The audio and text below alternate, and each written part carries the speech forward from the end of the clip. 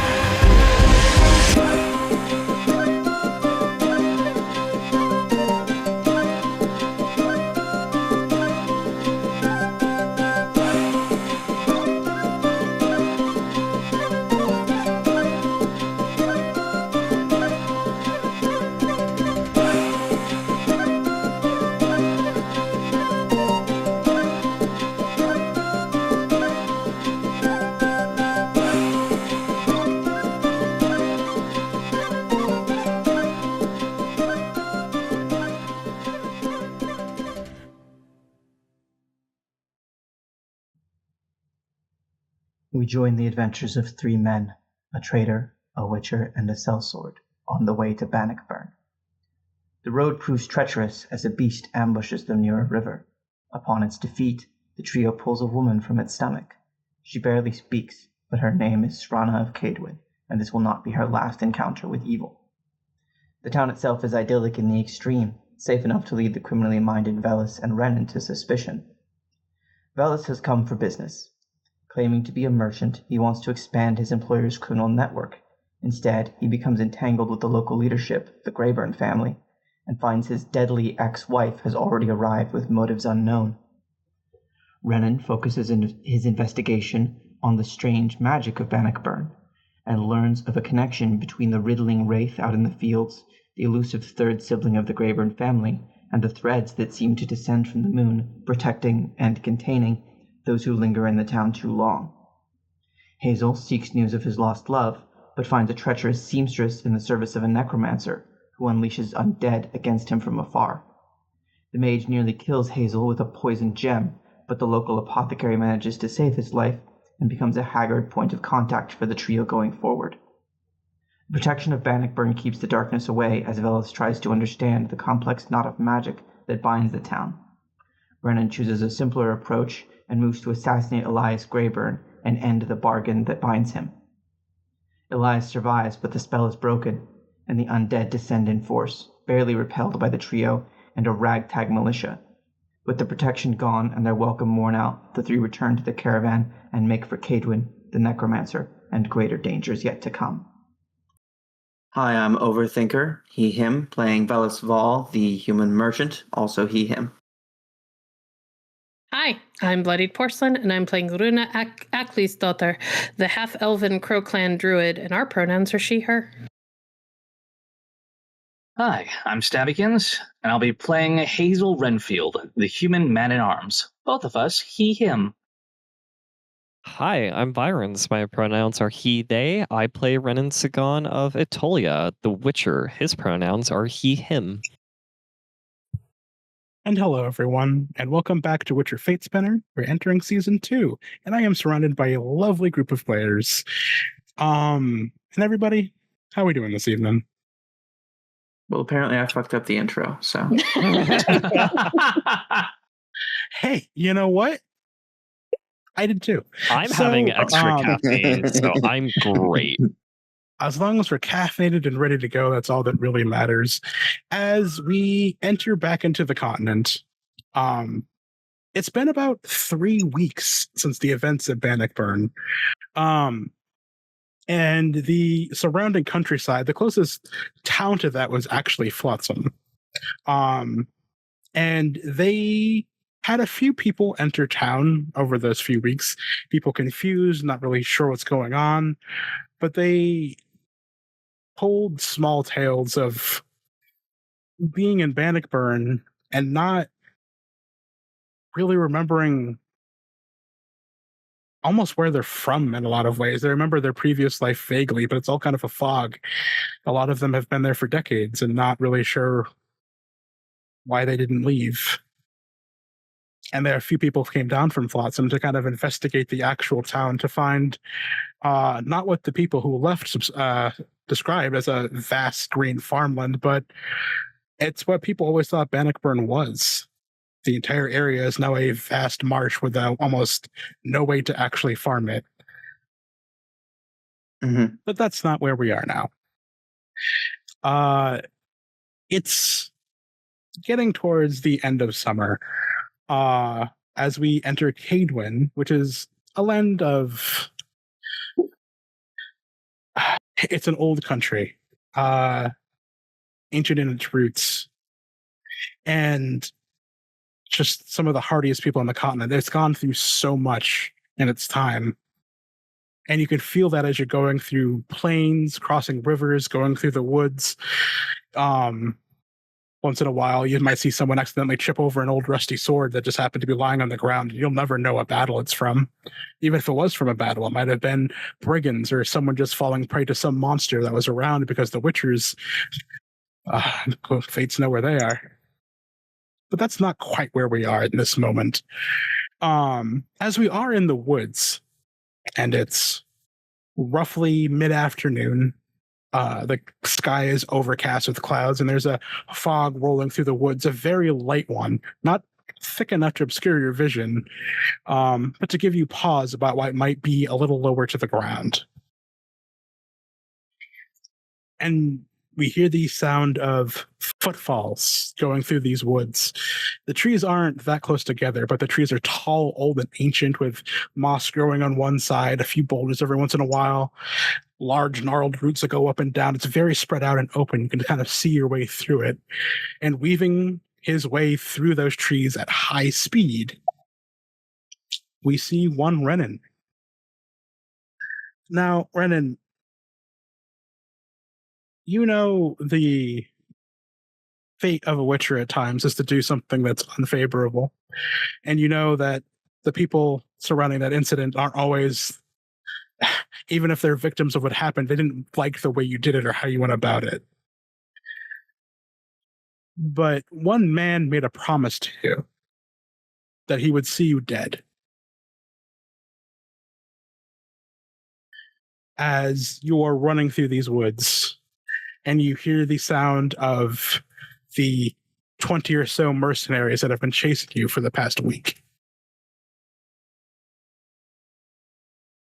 They aren't likely to survive, one-on-one, that is. But many of which has met the fate of dozens of torches or axes. And same in this circumstance. You recognized a few of the faces when they first came upon you about a week or so back in the small town of Marula along the edge of Kaedwen. You were just making your way north along the Biona River. But since then, they have chased you farther to the east, deeper into Kaedwen. They made it clear what their intentions were. They were tracking down a Witcher that had destroyed their town. You saw a few of them in the tavern, a couple of them in the fields. These are the remnants of Bannockburn, and they're here to kill you.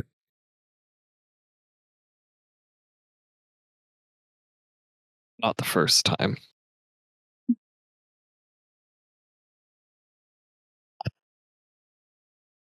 Not the first noble I've pissed off.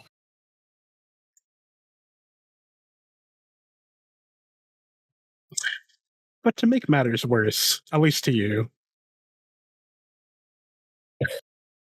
there has been a consistent chuckle throughout these woods.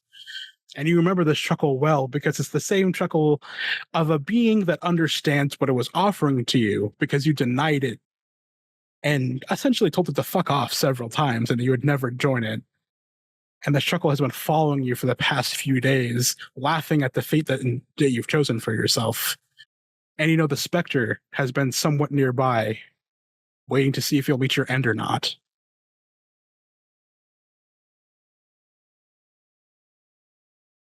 I would think that's why I've probably always had my silver sword on hand, and whenever encountering a guard or mercenary that's chasing after me that catches up enough, I'm dealing with them with my dagger.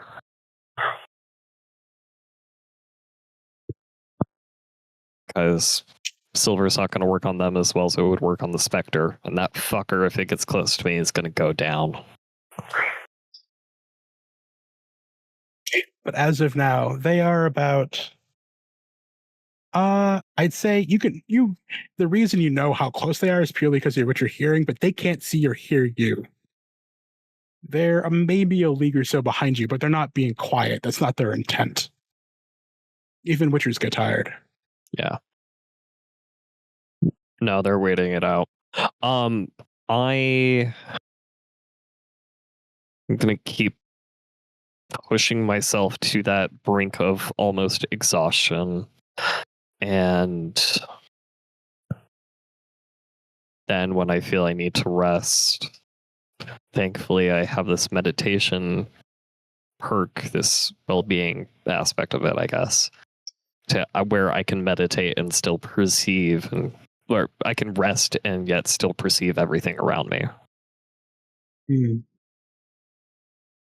You come across, as you're going through the end of a small stream, and you can see where the current surrounding hillsides kind of bleed into it. And you know it's just by your memory of the local area, because you've been here a few times. It's a tributary that bleeds into the Lixilia River a little further to the east. And if you keep going, you should be able to make it there and perhaps lose them. They don't have hunting dogs or anything like that. They were just lucky enough to be able to corral you in a direction. But you do know that Nada across the river is probably the nearest township.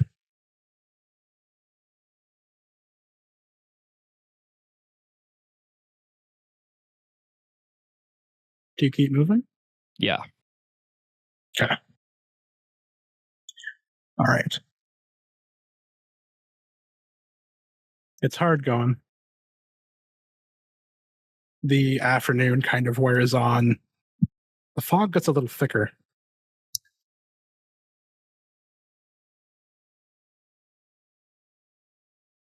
And as you're going, have you do a perception roll for me?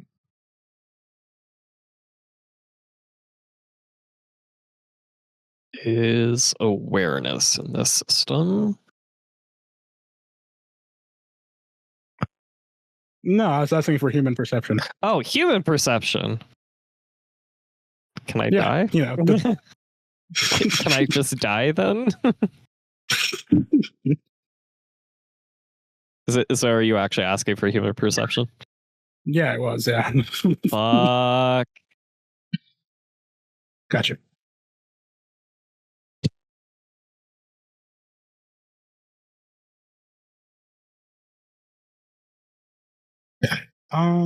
But I will allow you to keep that awareness roll, only to be nice.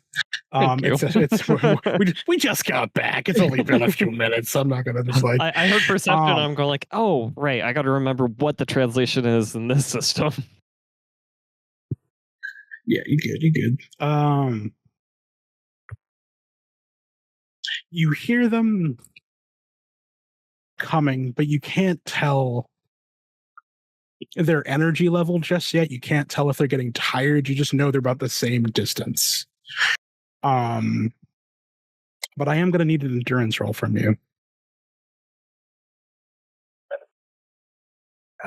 Is likely. Yep, right there. Oh, fuck me. Got you. Fumbled. Fumble.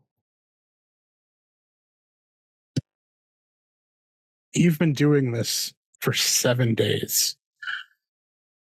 There have been brief moments of meditation. There have been brief moments of quiet where you can kind of lay down.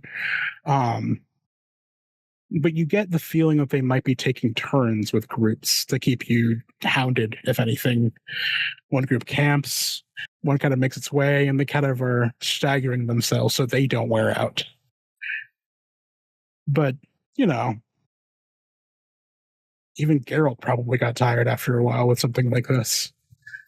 And you can feel yourself start to drag a little bit as you reach that tributary and start running, trying to run along it, and you're stumbling and you're tired. You're not quite sure how much longer you're going to be able to keep your eyes going. And the rest of you, like as attentive as you are now, you're in the open woods. But as you're going, and with an awareness check, kind of like looking around the area, and you can see sign, claw marks, like disturbed leaves and brush in the area.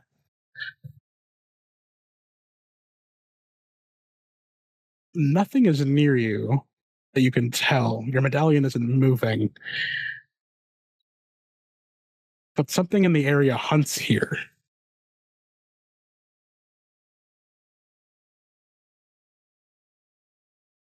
And those mercenaries and those Bannockburn men are rapidly approaching this spot.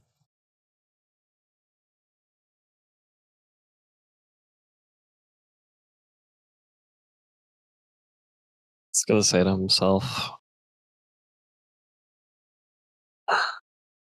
"Fuck, it's time to be a bastard about this."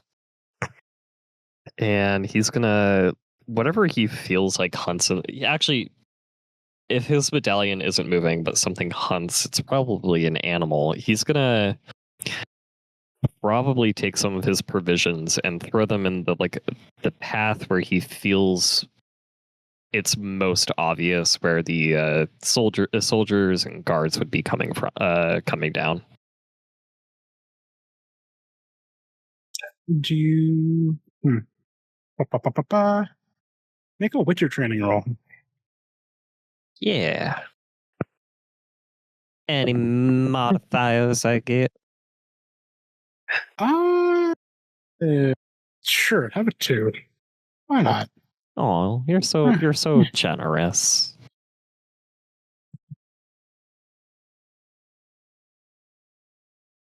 So that's a 19.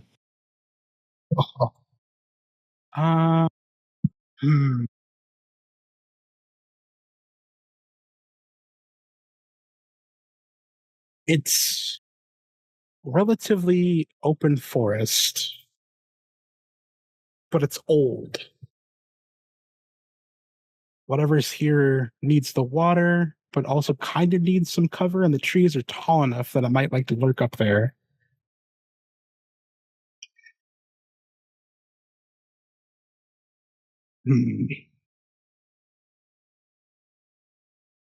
And you're not, it doesn't seem likely. Like it actually seems impossible, but you're so far out in the middle of everything.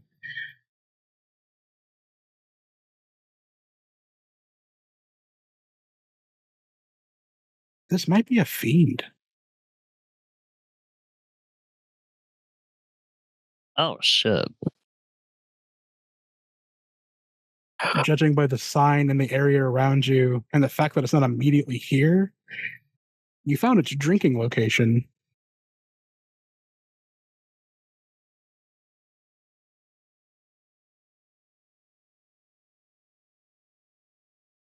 I need to make like I wish there was like a morality roll.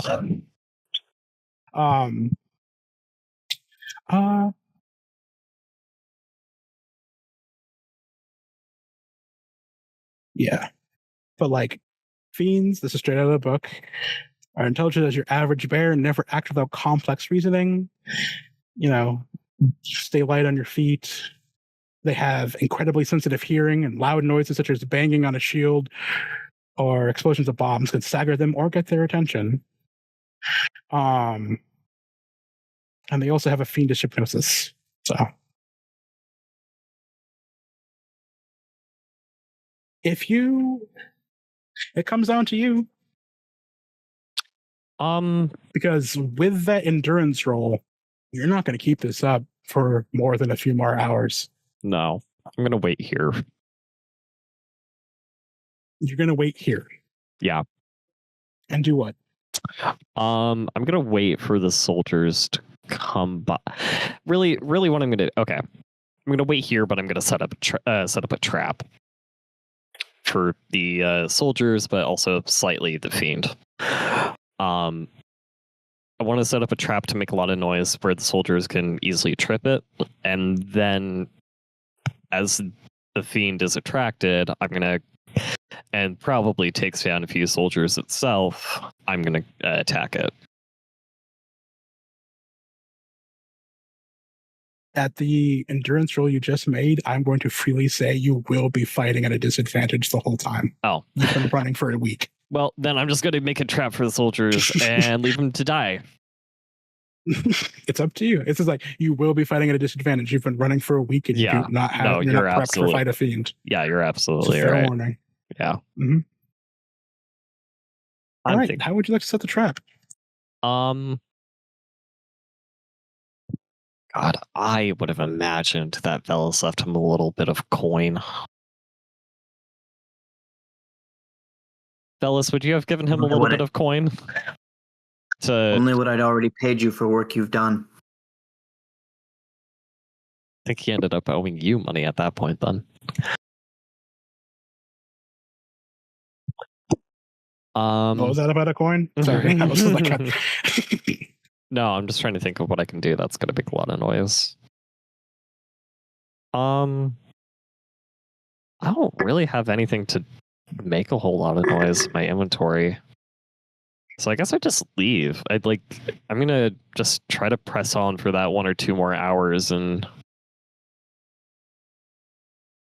probably make a little bit of a camp or resting spot for, 3 or 4 hours. You can make noise and leave. Yeah. It's up to you. I'm just saying, like, you're thinking tactically. I am thinking of it too tactically. No, I think I'm just gonna leave it and let it be. Okay. And yeah, just probably find a place to rest for about 4 hours and then keep making my way to Kaedwen, I guess, because or at least keep my travel. Oh, well then, yeah. Just I'm gonna keep going and rest for a bit and keep going again. Okay. All right.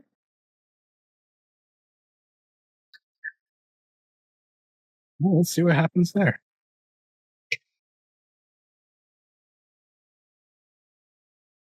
Kaedwen's a big place. Has a lot of different environs and a lot of different areas. Some are deep, dark, ancient woods with old trees and beasts with very particular hiding spots. But some places are just kind of like relatively sunny open fields, farmlands, people working them, old roads with travelers waving to each other as they go by, or maybe not waving entirely, more like a grunt. And it's along one of those roads when a brief moment of the clouds have parted, and it's not as cool as it's going to be in a few months when autumn fully hits. We find Hazel. Ah, excellent. Hazel been a long journey on foot. Your boots, not the greatest right now. Well, I mean, they're fine, but like you're in an area of Kaedwen where not everyone can just spare a horse to sell you at the moment. If you have a horse, it's kind of your livelihood.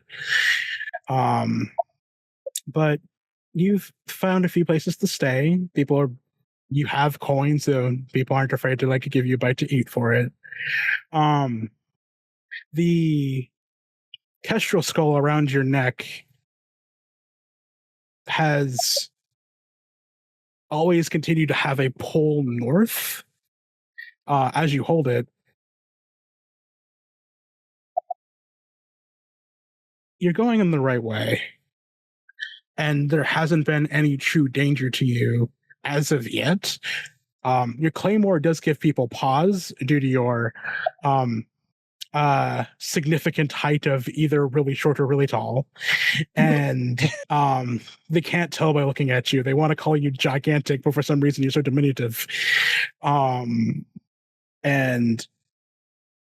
your outfit also kind of makes people question if you're, not part of like a traveling troupe or something at times. You've got a lot of ruffles on you. A bit torn up, considering you haven't truly been able to repair everything. But it'd be at this point, just judging by conversations you've had, it's been a while since Flotsam. And I'd say you've crossed the Pontar back and forth a few times. And you're currently on your way to Leda yourself. You crossed a small river a while back, thanks to the hand of a few people along it that were fishing.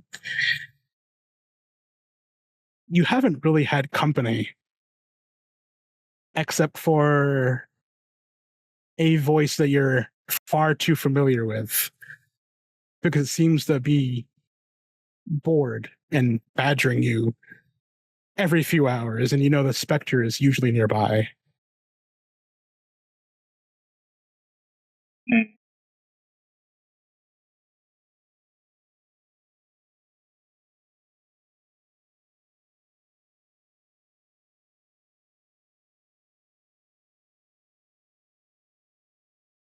Yeah, it's all you.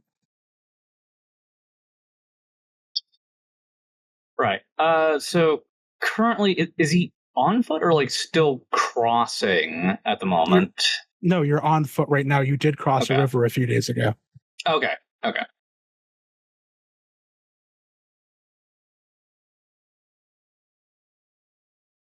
right. Well, good thing there's no real danger as of yet.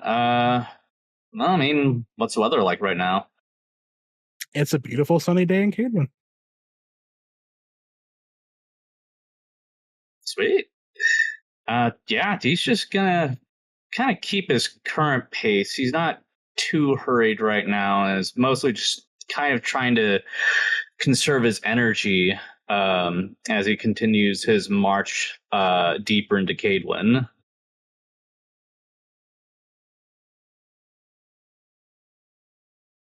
Yeah, and it's a beautiful day. But, there's always got to be a little something to ruin it as you feel that familiar chill go up your spine as the specter is nearby. There once was a fool who sought fate and swore he would master its weight. He pulled at the thread till his destiny bled, and the spinner sat smiling to wait. Did you like that one? I spent a few minutes on it. I figured you were going to leave me alone at some point throughout these weeks. Mm-hmm. I suppose that's not going to be the case going forward. Of course not. I figured I pester you enough, you'd take the fucking deal. But no, you're so uptight and righteous. It's driving me mad. Could you would you mind? Do it just for me? You already know my answer, and I really am surprised that you keep asking. Because you're marching to your doom. Your doom. Your doom. Your doom. You're marching to your doom. So you continue to say. Do you think it's getting less doomful? Come now. He looks up slightly at the bright sunny sky, clear, maybe a few clouds here and there. It's actually looking rather picturesque, if anything.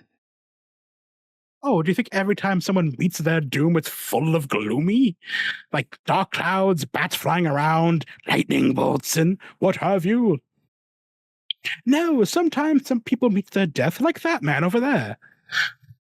And you see like a crooked hand point its long, spindly finger just kind of out of your periphery towards, you see like off into one of the distant farm fields. Someone's like grasping his throat and just falls to the ground.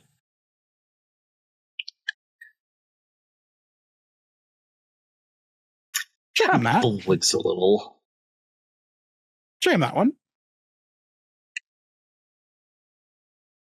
Are you trying to hit me again with one of your hallucinations? No! Well, listen, okay. That one wasn't me. No, I mean, he's actually dead.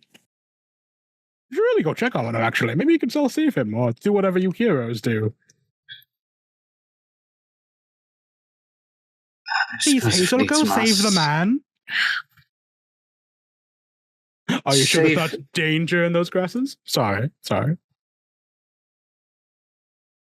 think I might be beyond saving him at this rate, but I'll see what I can do. And he'll wander over and see if the guy is like actually straight up dead. Do you leave the safe road, or you go into these long, tall grasses? Danger afoot, Hazel! Really can't wait to be rid of your voice. I know. As you go out into, it's just like at the beginnings, like oh no, that's actually relatively tall wheat as you're going through it. And you make it over to where the man collapsed, and sure enough, he's on his back. And he's clutching at his throat, and his skin is completely pale. Is he like completely still by the time Hazel gets to him? Mm-hmm.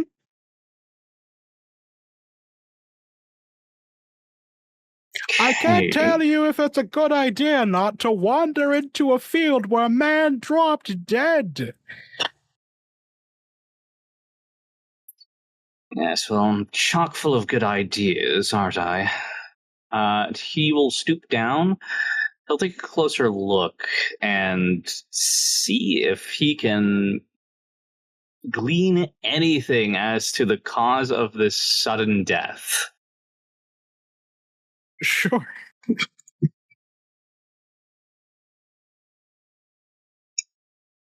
Okay, I imagine that will be human perception. That'd be first aid. First aid? Where's that?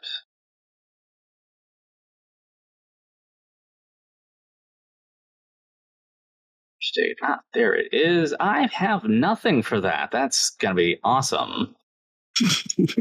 Sure, this will go great. Mm-hmm. Yes, this body is made of body. Oh, it's actually not bad. No. It's pretty good. Yeah, you take a look at him. Legs are fine. Chest seems okay. A little sunken in. Probably hasn't eaten much. Pull his hands to one side, and oh my god, there's a hole through his throat. Huh. Do it all right. That's deeply unfortunate. He's like gonna take a quick just scan of his peripheral surrounding. Oh yeah. And is kind of primed to run back for any kind of cover. I'm assuming he doesn't see an arrow sticking out or anything like that. It is just the hole, yeah? Say again? There's no like arrow or any kind of like foreign object sticking out of the hole. It is just the hole itself. It's just the hole through his neck, yeah. Was expecting to see an arrow or something like that.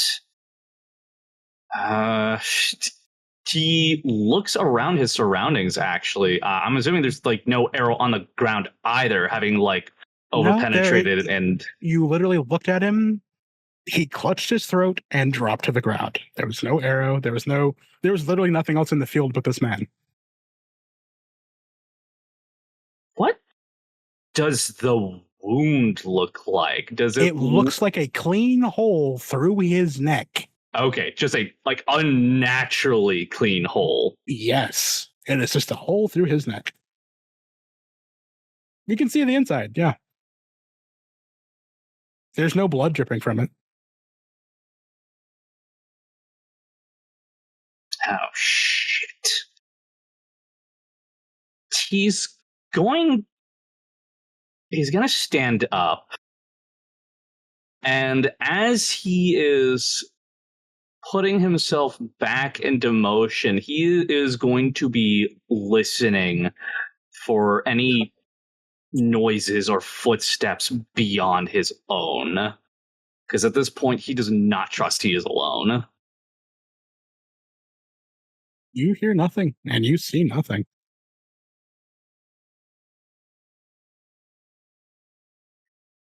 Should I tell them to leave? Fucking hate you. I'm trying to help. There's a few of them. I'm not sure you can see them. Okay, humor me. What exactly am I looking for then? No, you can't see them with your eyes.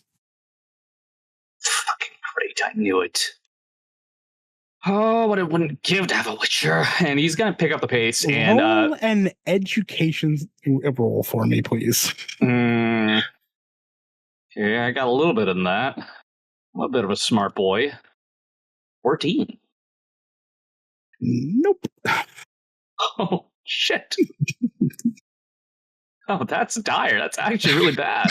It really is, yeah.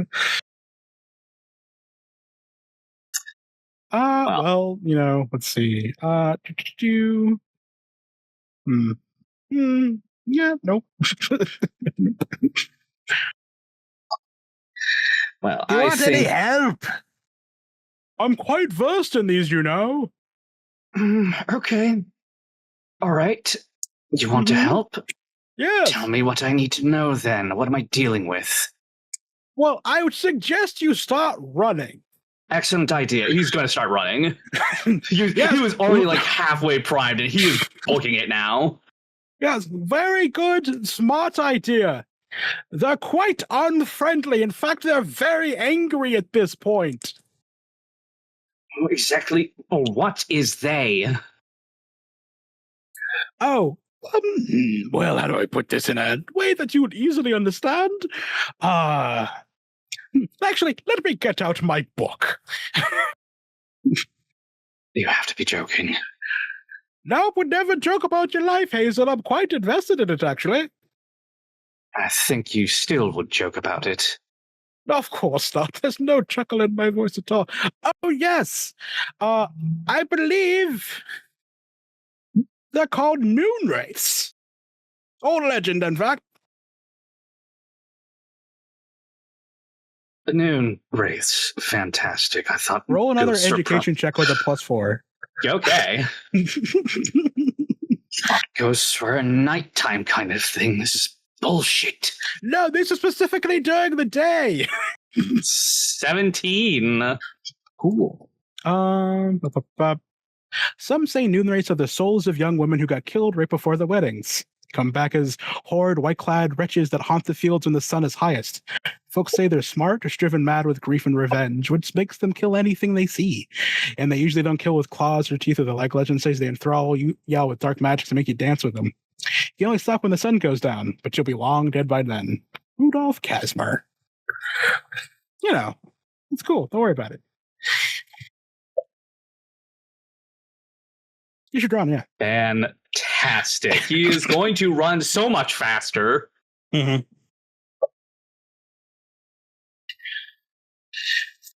Yeah, that's it. They're gonna leave you alone, I think. Keep running down the road, Hazel. I'm sure she's very excited to see you. Thank you, voice in my head. I appreciate that. I'm actually right beside you. It's like right there. Yeah, do you make it back to the road and run down it? Yep. No, he's out of there. Fuck that shit. Now, Hazel, do you believe I'm only trying to help you? No, I don't actually. I could have let you die. It's pretty obvious you have ulterior motives. You have quite explicitly mentioned them before. Yes, but they're going to help. You know what? Fine. The next time there's a spectral woman trying to eat you, I'm just going to leave it alone. Fantastic. And then when you're almost screaming your last death rattle, I'll be there, waiting. Oh, I have another one. I just came up with it. Do you want to hear it? No, I really don't, actually. Lift up your knees. It goes a little something like this, as we kind of like pan away from the sea. You're so fucking haunted. Sucks.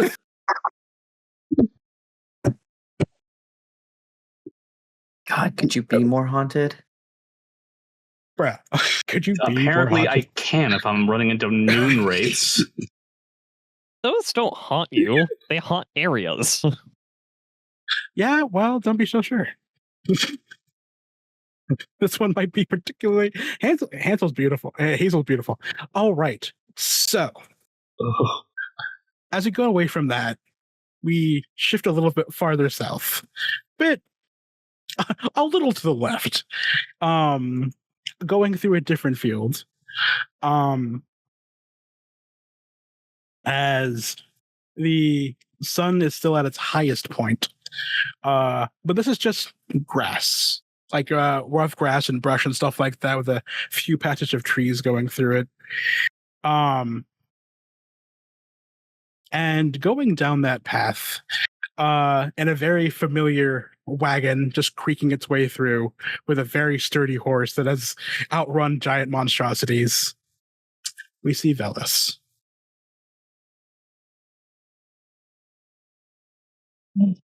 What a lovely day. Vellis, it has been almost a month now, and you've made a little coin here and there, stopping at a farmhouse, a small village. There have been a couple of larger townships that you've been able to make your way through, and you're good at what you do. You've made some coin, and it has been a bit since Bannockburn, but you can still kind of feel it left such a bad taste in your memory in your mouth. It still kind of haunts you a bit what the state of that town might be like now. But you managed to kind of cross the Pontar and start making your way farther north along the Lexella River. You're not quite sure where your former companions went.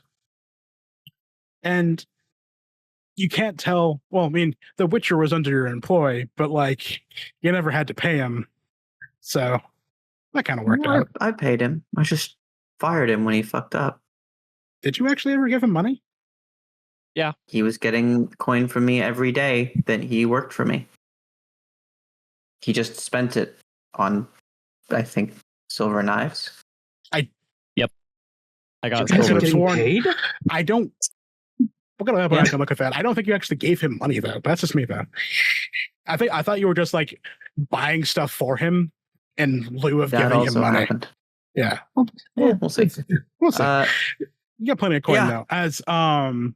As you're going, the Leaning back in the seat, pipe in his mouth.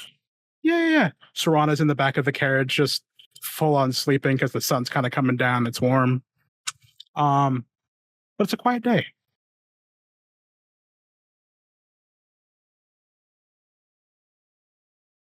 Delightful. Do I occasionally hear the specter? Does You it come to do. visit me? But unlike the instances that we've heard in these past little while, once in a while, you'll be driving the carriage, talking to Rúna as she's just kind of like tinkering with things in the back. And you'll turn to see your father in the passenger seat.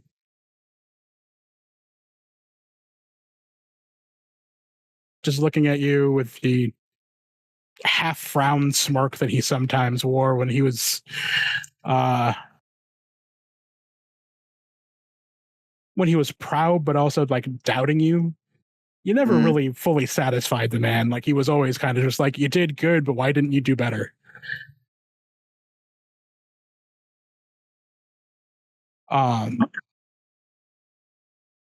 It's been a bit, but you kind of get the feeling that it's never far away. Mm-hmm. And you also kind of figure if you do call out for it, it would probably be there in a short amount of time. On those occasions, Vellis typically starts relating to Rúna his perspectives on the evils of condescension from your lessers. To which she'd probably say, what the fuck are you talking about? Yeah. Don't mind me, I'm just dealing with something. Yeah, but late is a short while up the road. You haven't seen that many particular people on this stretch of road. And it strikes you as odd when you finally like see someone, right? Because it's just like, you figure you'd kind of see them sooner as you're going. But as you're pulling up, just kind of like popping out of the landscape, essentially, kind of blending in with it, but not because of what they're wearing or what they're doing. They just kind of belong to it in a very natural sense. As you're about 20 feet away and pulling up, BP, would you like to describe your character? Sure. Who you see stepping out onto the road is a diminutive figure at about 5'1", 5'2". She has her hood pulled up, but you can see long red hair that is kind of spilling out of the bottom of it. Her clothes, she has like a cloak on, but the cloak is currently like pushed back so that it's not really covering her. It's mostly just like not fully covering her. It's mostly just draped around like the tops of her shoulders. You could see that like the skirts that she has on, and it is multiple. It's clear that she has been like over time, like replacing layers of fabric with a new skirt and not just not bothering to get rid of the rest. It's like this weird kind of hodgepodge collection of fabrics. And there is a leather bodice that's pretty tightly fitted and like leaves her shoulders and most of her collarbone.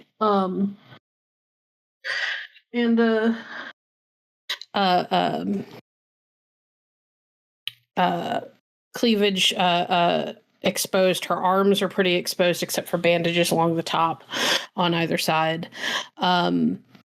She's got a belt that is like littered with pouches, and it looks like there's a couple little sickles. There's like animal bones and a pretty wicked looking knife that looks like it's made out of bone, and boots that are definitely made for like very cold climes.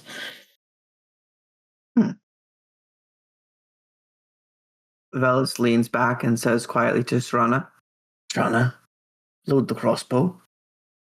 Huh? Oh, yes. She also has a staff, and the staff is taller than she is. Cool. I'm gonna like try and pops her head out, like red hair coming out, just like, why? That's probably nothing. I just don't know the local bandits, and a woman in the road is a great way to stop a caravan. You are in a completely open field, by the way. Just keeping letting you know. Well, somebody just appeared out of nowhere, which means others could. It is worth noting that she is walking. Like, she's not walking towards you. She just happens to be in the area. she looks like she's mostly ignoring you. Right. No, yeah, just responding to the situation as it is occurring. Yeah. But no, she's like, all right, load the crossbow. You change the tension on the... It's for your big, stupid foot. But she's struggling with it. Cool. I will leave her to struggle in the back of the vehicle as we pull up alongside this stranger. Good afternoon, miss. Where are you headed? Her head will kind of lift and turn towards you. Her eyes are like a startlingly bright blue, but half of her face is covered in this like dark black face paint that is vaguely in the shape of like a bird. Do I have a specific location? Am I still headed for Bannockburn? Is that the plan? No, Bannockburn's behind you. You're following the Omens north. Right. Yeah. Vellis, for the record, when I can describe him if you'd like. Yeah, just one moment. You are following the signs north, and they are leading you to like the far mountains, as far as you can tell. Like it's like towards like the Rúna River to the very far north is where the Omens keep telling you to go. So you're just genuinely following the road at this point. I'm sorry. What did Vellis ask? We got I said, good afternoon, ma'am. Where are you headed? She'll look up. I'm headed north. I fancy that. So's the road. Well, that would be why I'm on it. Vellis, for his part, is over 6 foot, big, round, beefy dude. Long, less bright red hair, brown and red, big beard, lots of tattoos, lots of rings and jewelry. In another life, he would have fit in quite well among pirates. Instead, he is somewhat plainly dressed. And what is to the north, if I may inquire? I'm not sure yet. I'm not sure what's north yet. Take it. I'm going where the crow's telling me to go. So with that, actually, as you hear like struggling in the back, and as Serana kind of pokes her head up, it's not going to load. Oh, hello. And there's just like a flap of wings, as the three of you all see, just as big for a crow, just kind of like land on the back of the actual wagon. Looks at the bird and then at her. You should really ask before you just decide you're going to take a ride on someone else's cart, and she'll hold the staff out for the crow to swap onto. Kind of does a hippity hop, like, well, no, this is where I'm supposed to be. Like, this is fine. And kind of like goes to your staff, like kind of flaps his way over, lands, looks at you and like looks at the other two. I've never seen a crow that big. Fascinating bird. He's a friend of yours. He is my closest friend. Well, my name is Vellis. I'm Rúna. Rúna. That's close Rúna, enough. I am a trader, a maker of bargains, and I should like to make you an offer. Her eyes kind of narrow a little bit. I don't have much to trade or need for much. Well, I have this horse and carriage, and extra room in this back, or a seat, as you prefer. And for this that I offer you, a ride as far north as I am going, I ask only for as much of your story as you should like to share. She looks at her bird. Who kind of gives you a look of like, come on. It's just kind of like, it's doing the agitated bird hop and just like looking back at the wagon like, I want to sit over there. He was on board before I made an offer. She makes these odd little noises in the back of her throat that sound vaguely like crow speak noises. Like she's going back and forth with her animal.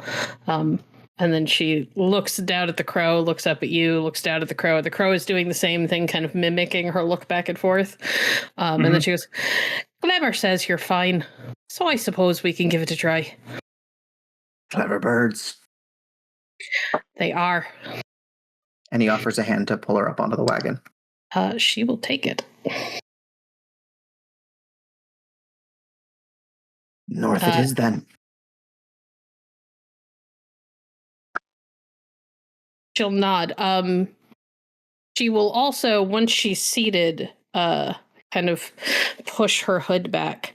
And you could see that long red hair is kind of like braided in some places and hanging loose in others. And there are like animal bones and things kind of woven throughout. You also see the tips of pointed ears stick out from between them. Srana. Yes. You can stop fighting the crossbow now. Of course I stop. I don't want to scare that one. But it points at the crow. What's their name?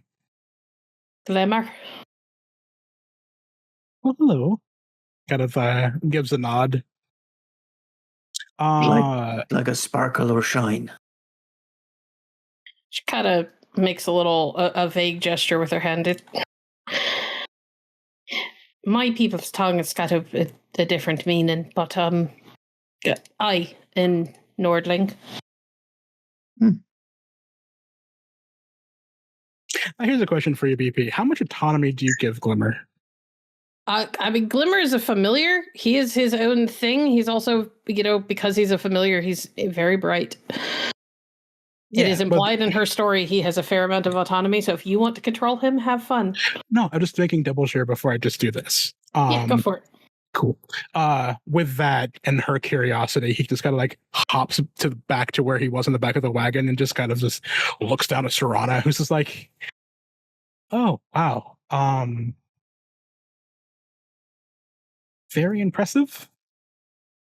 I can't do a crow noise that's quiet. I can do one, but I'm not going to do one over the mic. I was raised around those, so my brain's just like, you could do one of those. I'm like, yeah, not ruin people's ears. Just straight up, just like ha, and like, of like, general approval, like, I am the shit. Thank you very much. And kind of just like settles into the back and just kind of enjoying the company. Vellis, Steve, keep going forward. Yeah, I think I say that's Srana, and this is Goliath up here. Most worthy steed I've ever had the good fortune to encounter. You hear like a nicker from the massive beast. So it's like, please keep going. She will actually reach out and give the horse a little stroke on like its back, like the very back of it. Being that she has elven blood, animals like her. Yeah. Just feels the scratch. And kind of like massive head turns to look at you. One big actually I didn't, you know what? Yeah, I'll stick with brown eyes. Kind of gives you like a approving look. Head turns around to look at Vellis like, this one's chill. We got this, boss. I like this one. Well, faith in the wisdom of beasts, then. And he flicks the reins and proceeds, giving you plenty of time to talk. We have a deal, after all. What would you like to know? I find it best that my guests choose where the story starts. I have never considered my life particularly worthy of being called a story. I imagine we should disagree upon that by the end. He leans back, puts the pipe in his mouth.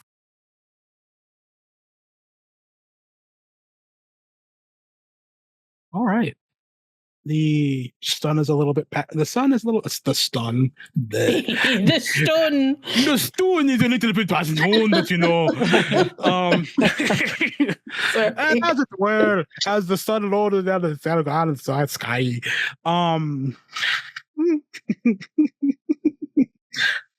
Oh wow! Just completely mentally fell apart there. I love it. We are going to shift to a different scene. Where the sun can't be seen, but it is getting much, much darker out. As we shift back to the ancient woods on the other side of Kaedwen, as Rennen is still running. Rennen, I'm going to need you to make me another endurance check. And this is a much higher DC considering you fumbled the last one. Yeah, I imagine. I'm gonna spend I'm gonna spend like 3. No, I'm gonna spend 2 luck points on this as well, just so I get an extra 2. I would save those. Okay, then I won't. Got a 14. You need to fucking sleep. And I'm going to roll a few checks of my own. Let's see here.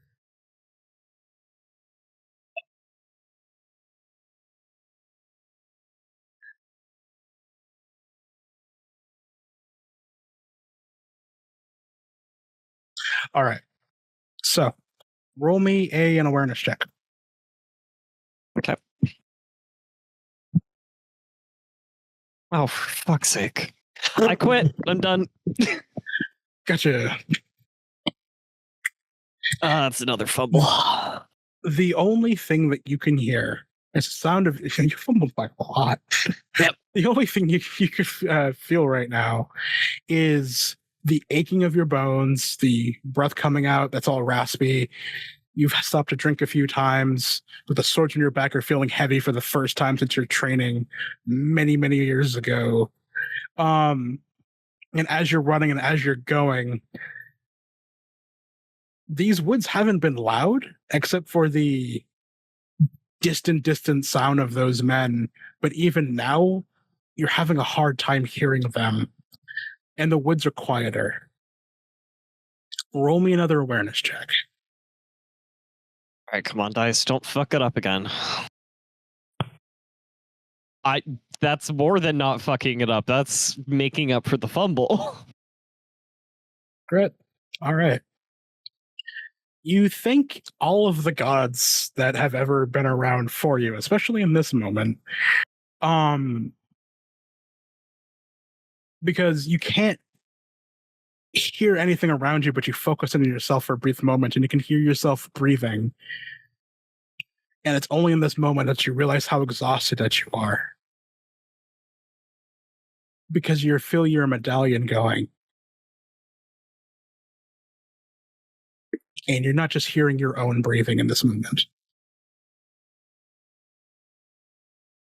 And as you extend your senses out far into these woods, you can hear the breathing of the men that have been hunting you, and they are far closer than you assumed.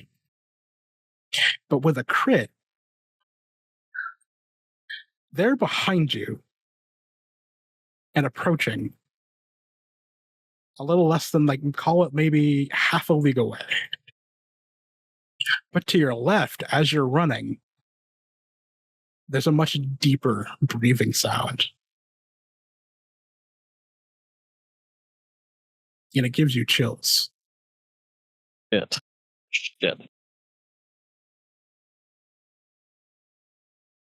That's what he's gonna say. He's gonna say shit twice.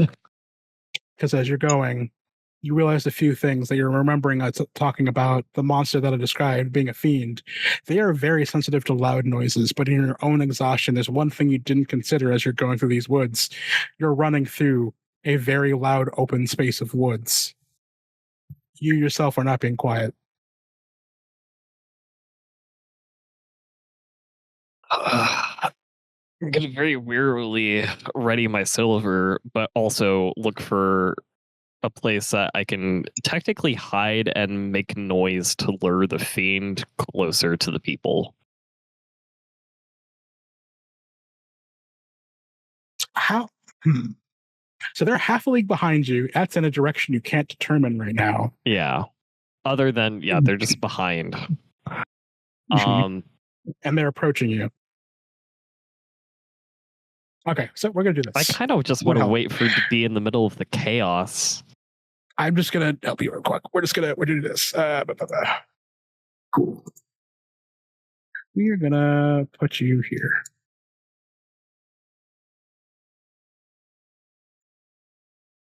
Let's do this real quick.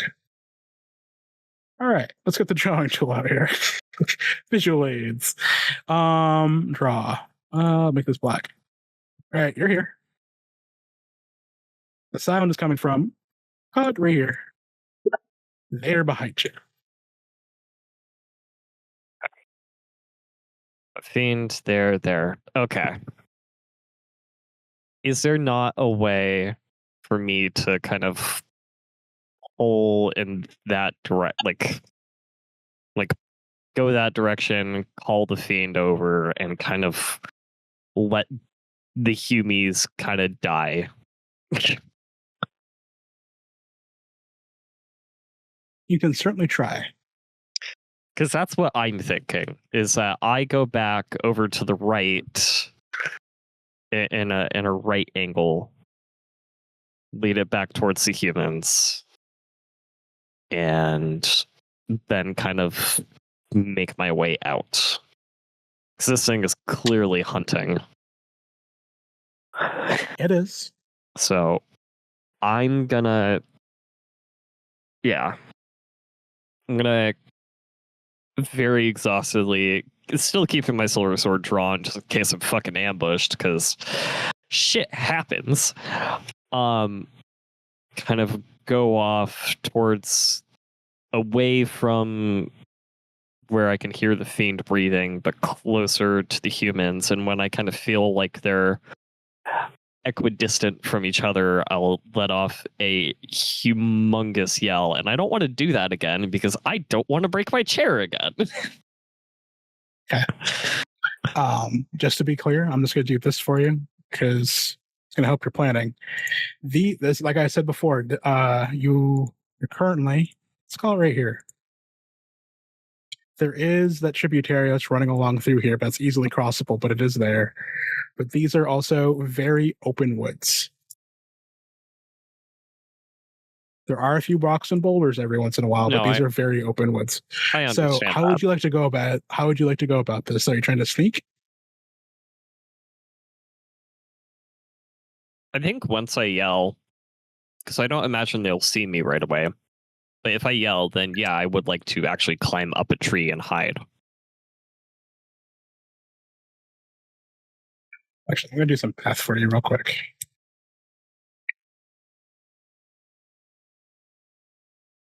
Sorry, there's a lot of planning that has to go into like being monster hunter kind of person.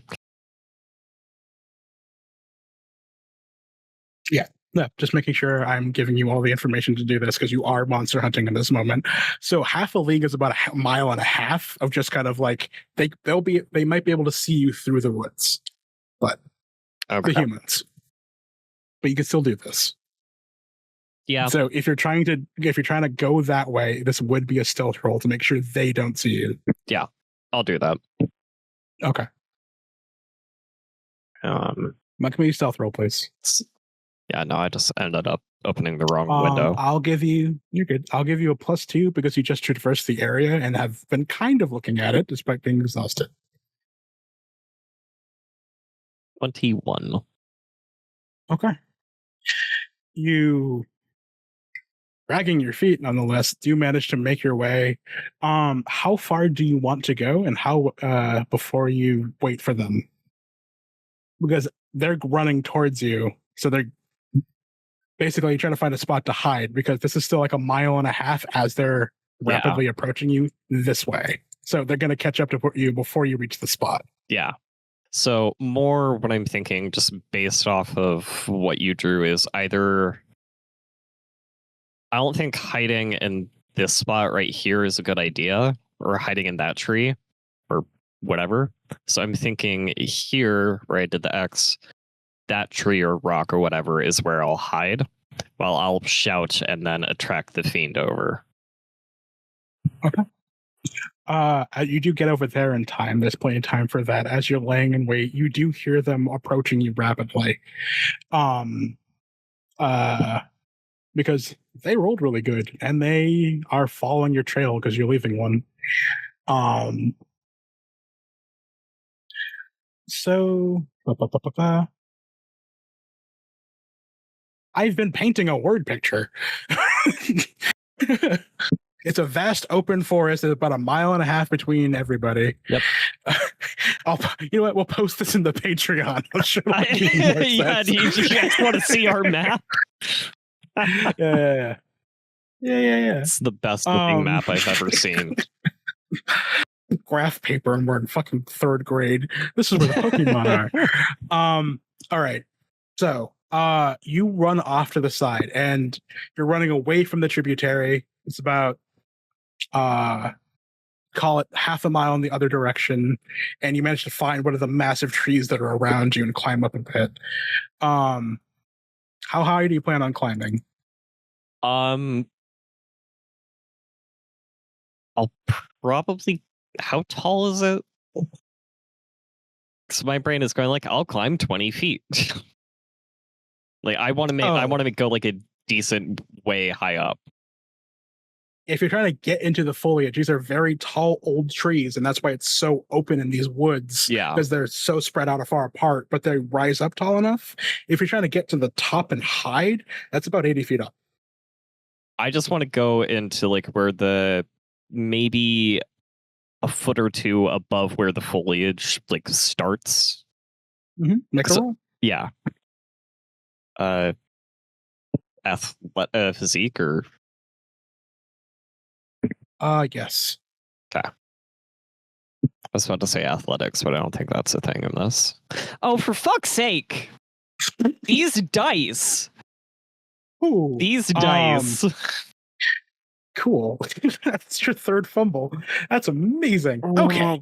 So I have to. All right, everybody.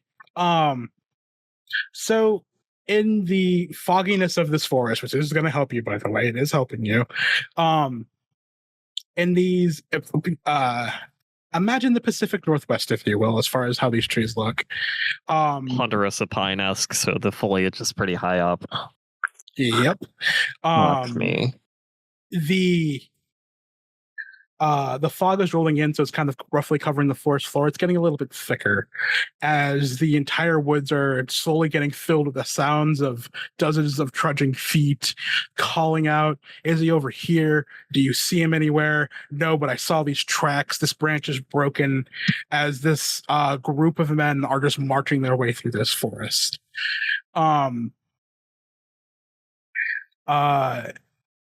Some of them are splashing in the river off nearby. Some of them are kind of going from boulder to boulder, holding up their torches. They've been going for a while, so they're tired too, but they're keeping a sharp eye out. But not quite sharp enough. Rennen, you hear them coming and you do your best. This is less of a role of how far you get up the tree.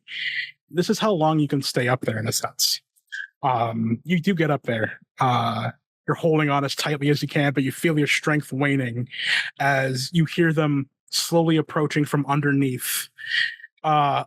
Even climbing over boulders and going through the brush, knocking aside some old branches and stuff like that to try to find out where you went. They are underneath you at this moment.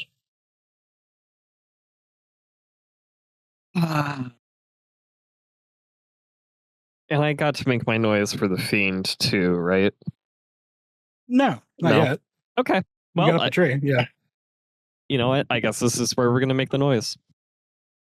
Not entirely how I wanted to do it, but fuck it, we have to. Can I drop on one of them?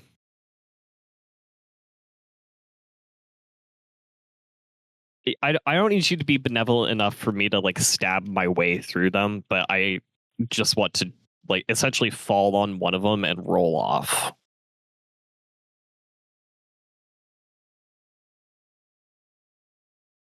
Okay. Sure. Because be I clear- don't think I can hold on to this tree for very long. No, just saying, to be clear, you're about like 70 feet in the air. Oh shit. Okay, I can't do that then. That's Well- why I said the top of the foliage was like the Yeah. architecture. Don't suppose I can re-roll that endurance again, can I? With luck. In this moment, they are underneath you. What are you going to do? I'll give you a chance to roll endurance to hold on to the tree or something in a moment, but you need to do Oh. something in this moment, Oh, don't do anything and let them and see what they do. I'm not going to do anything. I'm going to see what they're going to do.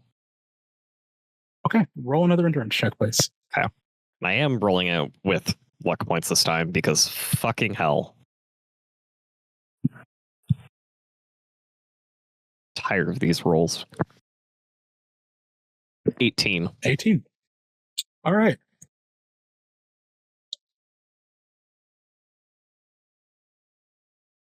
Let's see here.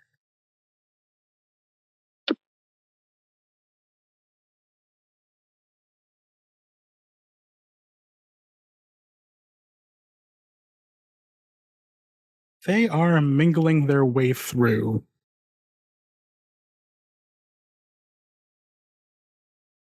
But they're not moving at a quick pace at this point. Your tracks have stopped here. Yeah. Once I feel like they've... Yeah, I'm going to kind of give off my... Well, actually, do I see any bows and arrows on them? Mm-hmm. Or, yeah.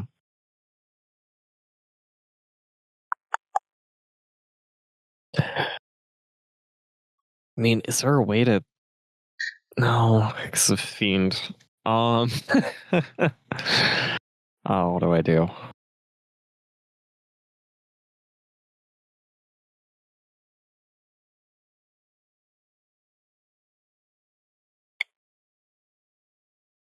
I'm just saying, you you have an I'm opportunity if you would like to use it.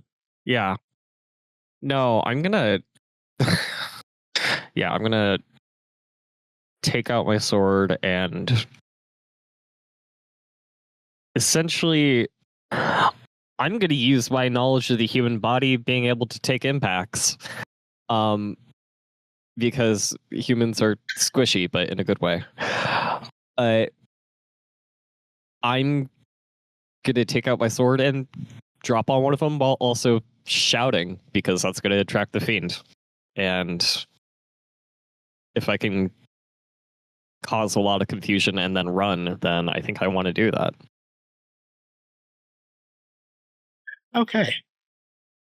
So, I'm not sure what the rulings are for dropping from this high up to do a sword attack on somebody. But, what kind of strike are you doing? I mean, it really is just kind of pulling out my steel, holding it underhand style. You know what I mean, reverse grip. What kind of... No, what are you doing, like a light or a heavy strike? Or a fast strike, I mean. Technically, I guess this would be a heavy, considering I'm just letting gravity do the work. Well, you need to actually try to hit them, and that's how this is going to work. We'll roll for how much you may or may not take when you land on them. Fast strike, then. Fast strike, because that doesn't incur any penalties. Roll a fast strike, and then we will figure out everything else in a moment.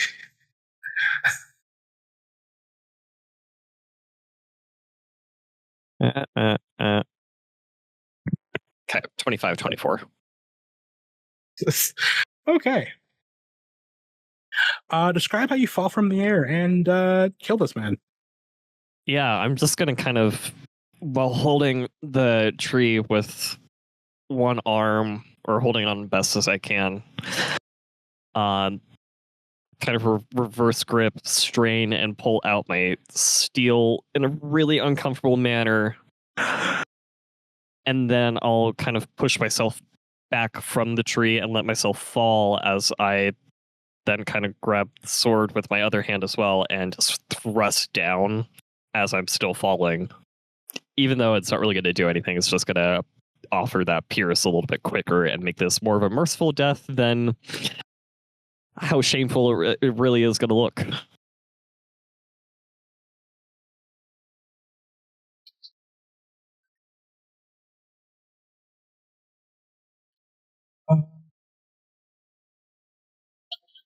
Make me a brawling or physique check, your choice.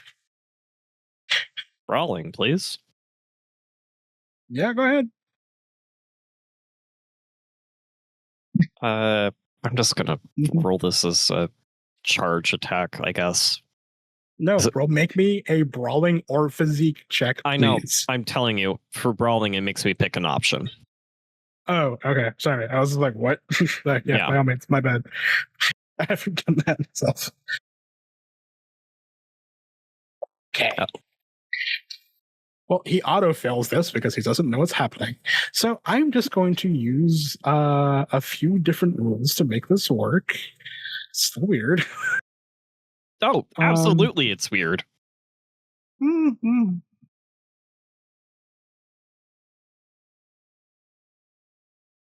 Cool. We're just gonna call it this.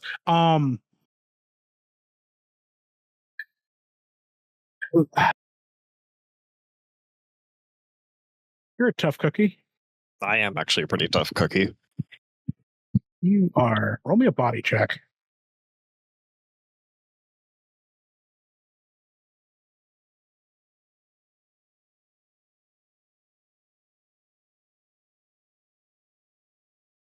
Okay, so you fall from this height and kill him. A few things work in your favor. That you had a human shield / cushion to cover this fall, and you were able to tumble enough and kind of control your own roll enough to not almost break your neck or legs. As he dies with a gurgle and a slashing of steel, as all of these men turned and started looking around to see what the sound was.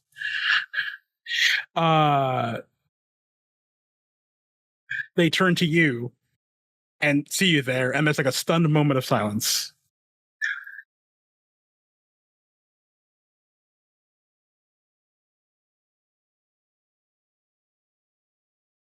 I don't want to shout at myself, but Rennen is going to shout, "Hey, Fiend, I got some live food for you!"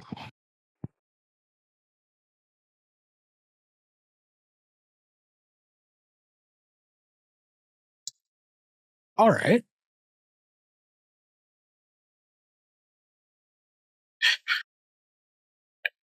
There's the shock of your yell and the fall and the surprise. Before there's an uproarious yell and they all charge at you.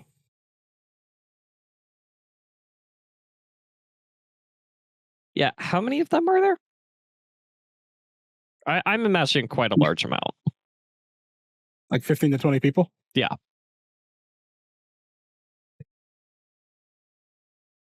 So I'm going to run towards the Fiend. That'd be running through them. Oh, shit. Well. Okay, so, all right. So remember that X where you are in the tree? They moved up to that spot, Yep. so they were like here looking for you. I understand. So they're there now. Yes, they moved up into the area and they were looking around for you. You fell down on one of the men that was searching the area. Yeah. Well, I'm going to make my stand for now until the fiend comes here, because if I remember rightly, fiends can move on a pretty fast fucking pace.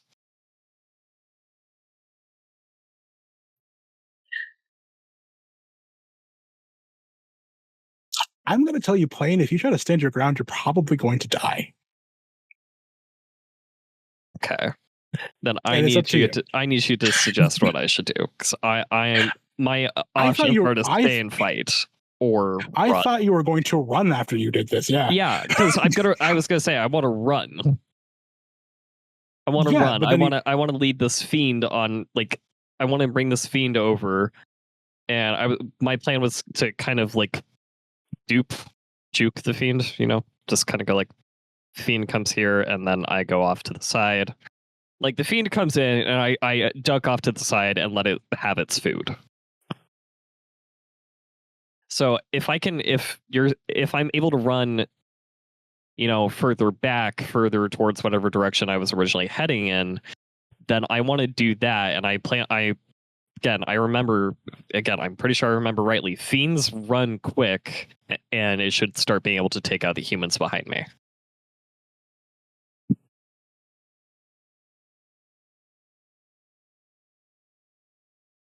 Who's to say?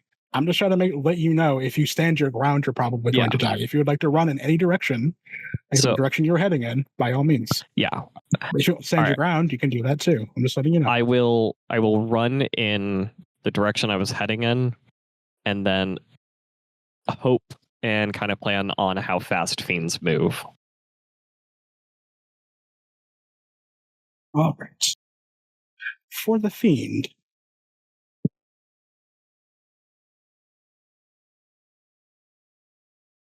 we'll see what happens. All right. So they start chasing you through the woods.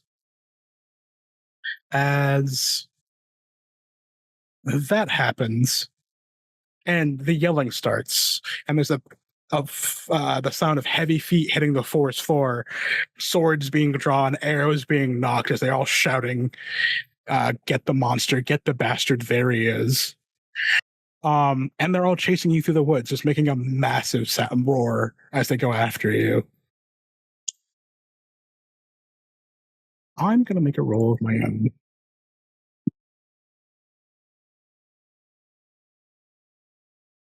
I feel like I'm giving you some free ammo here. Would you like me to make some dodge rolls just in case arrows fly my way?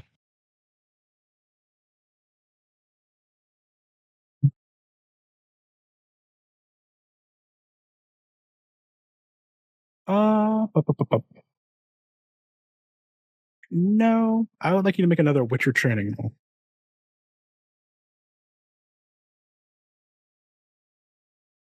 That's a 20. Awesome.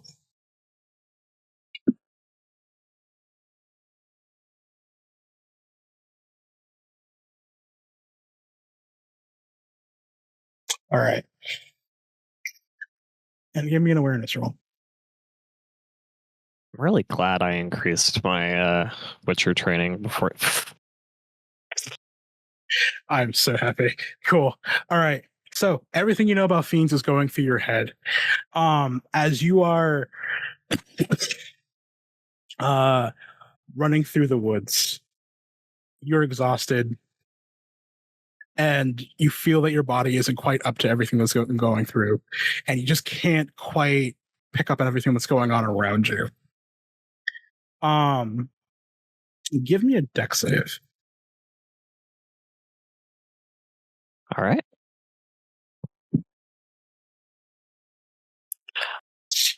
My saves are so fucking lucky right now. Pretty kind of stupid right now. That's why you don't see it at first. These aren't for a fact, and this is what the Witcher training is rolls, they hate loud noises. It distracts them, it throws them off their game, and the sound of all of these men hurts it. You yelling and starting this, it sent it into one of the most true parts about fiends. They go into frenzies. And that's why as you're running, you manage to just kind of like almost slide to one side as you see it coming in from the left in a full just body swing and slam its way through about 3 of these men as they're trying to run after it. As it lets out like a blood-curdling roar that kind of fills the surrounding forest. And as blood kind of splatters the ground at your feet as you manage to just scramble your way.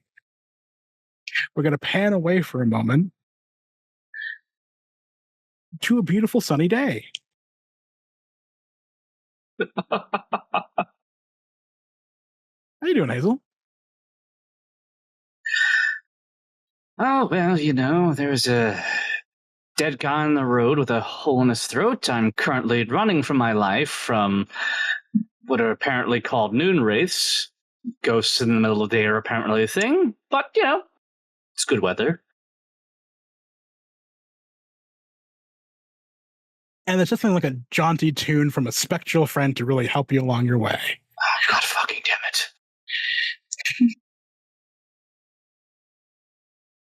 Hazel, I do believe if you'd filled your life with more song, you'd be doing better with yourself. The only thing I need more of right now is more of your silence and a bit more tea. God, I could really kill for a cup right about now. I bet that farmer had tea on him. I doubt that. Fine. So, how do you plan on taking on a necromancer? With a sword? Dashing good looks? It worked well enough for a 2-story skeleton, so I don't see why it wouldn't work for a necromancer, assuming I can get close enough to him. You still don't know his name, huh?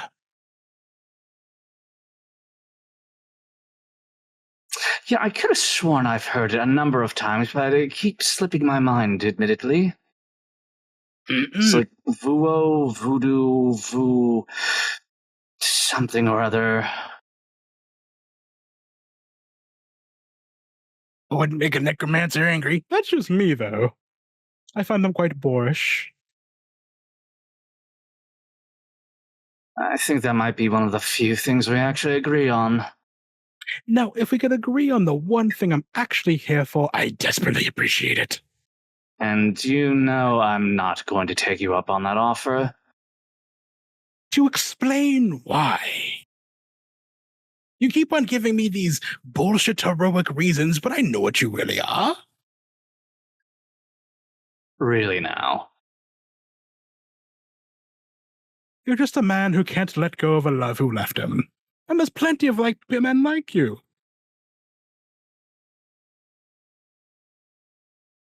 Really? Yes, really. You think you're unique? That's what you're boiling me down to? Just a heartbroken sop trudging through the woods? Yes. I'm really going to have to disagree with you there. I'm sorry, it's what I just really don't want you to die before you get there.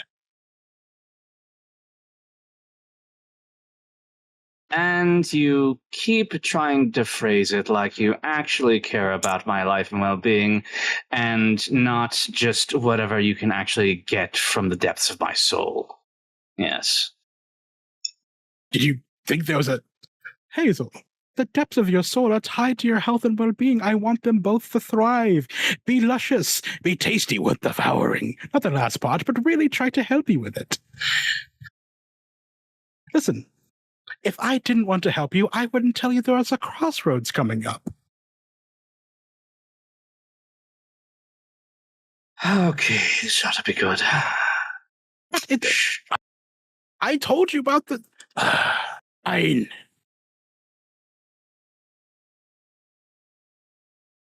But as go ahead. As you are walking, you do see in the distance a crossroads with a sign in the middle of it.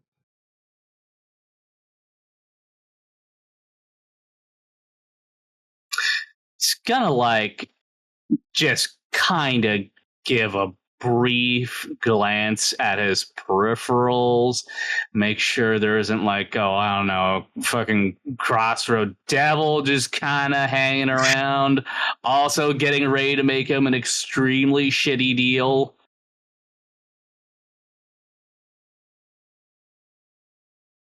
You don't see anybody. Cool. Awesome. I'm assuming there's some signage, or is it just like a split in the road, basically? It's just a split in the road, but I mean, the sign does have things on it if you'd like to read them. Absolutely. I feel like that would be extremely helpful. Mm-hmm. And as you walk up to the sign and get a good look at them, you've seen one sign pointing to the west, and it says Doom.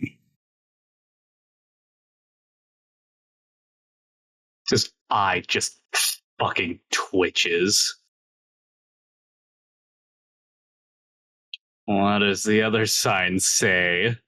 The one that points north says Doom, but more violent. This just feels extremely heavy-handed. You know, I'm going to say it. Subtlety is not your strong suit, if I'm being perfectly honest. I'm not sure what you mean. I've been subtle this entire time. I could just trap you in a hellscape where your eyes... Well, never mind. I won't go there. I could make this so much worse, but I am trying to help you. You keep saying that, but it's not really help. See, when someone wants to help someone else, right, usually that comes with a sense of self-sacrifice, you know? It's not transactional, not trying to get something from them. This is not that. You just want the rage that is inside me. Nothing less, nothing more.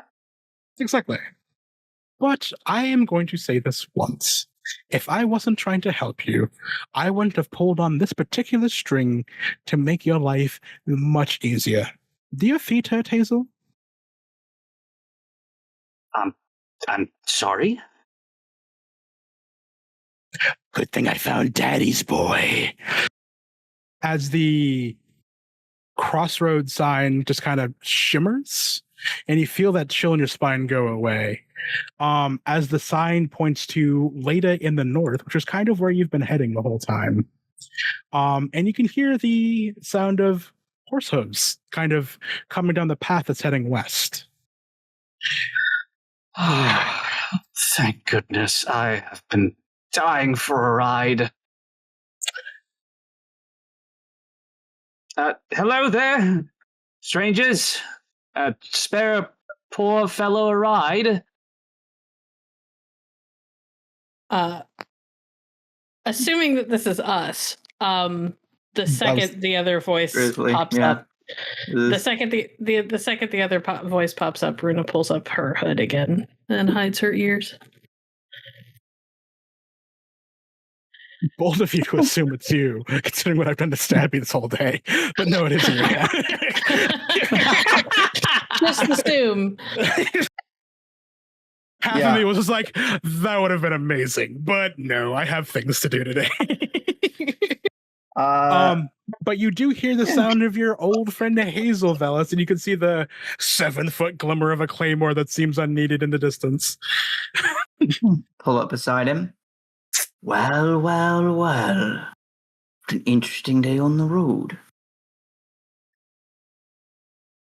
Well, actually shit in my boots. Is that you? You who? Vellis, right? He like quirks a brow, is like leaning over a little, just like giving you a scrutinizing up-down. Do I know you, young man? I don't know. Do you? What's my name? What appears to be short stuff. Oh, it's the foppish one. She says, Sarah, like pops her head over the carrot. It's the half-dwarf. You remember him. Yeah, all right, too. He just fucking hangs his head as he gets up onto the cart. Yeah, I'll pull him. He's probably sitting in the back with Shauna. You have no idea how relieved I am to see you bunch again. Honestly, it's been me, myself, and that fucking specter in my head. Oh, is he still talking to you? Yes, much to my chagrin. He has yet to leave me alone. Honestly, he's been doing it for pretty much every day I've been awake so far. It's Well, that been sounds quite maddening. 2-3 weeks of this constant badgering. I hope you haven't been having to deal with it. Velis glances over to the side of the cart where his father is glaring at him. No. No, it's not. He's not there now. It was been every 3 days, but close. He's not there. He's not there now. But that would have been hilarious. It's like, it's got a problem, son. It's like, yes, Dad, go away. Rúna. Yes. I've just been watching and listening. Rúna's happy to sit back and soak in whatever the fuck this nonsense is. Yeah. As you're listening,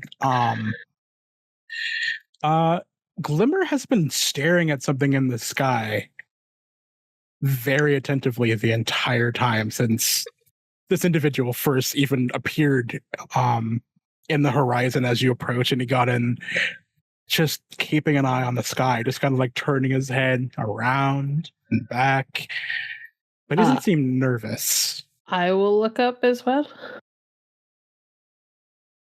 Do I notice anything unusual?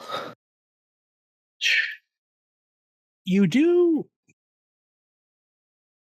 faintly kind of going through the air, very, very faint, kind of attached to the back of Hazel's neck and kind of dispersing through the air itself. There's 3 bright blue gossamer strings that are just kind of floating through the air and drifting off into the distance.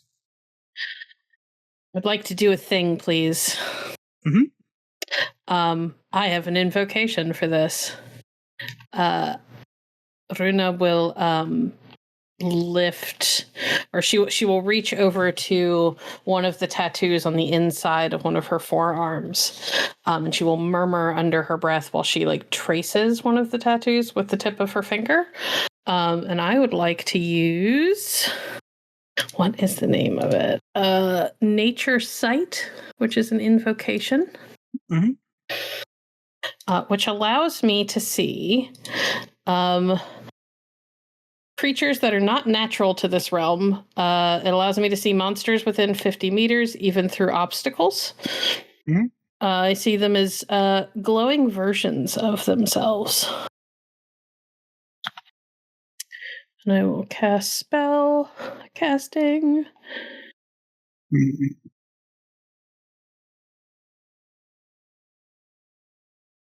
26. Pretty good. Pretty good. Failure.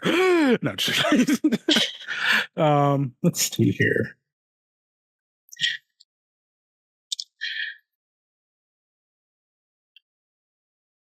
You don't.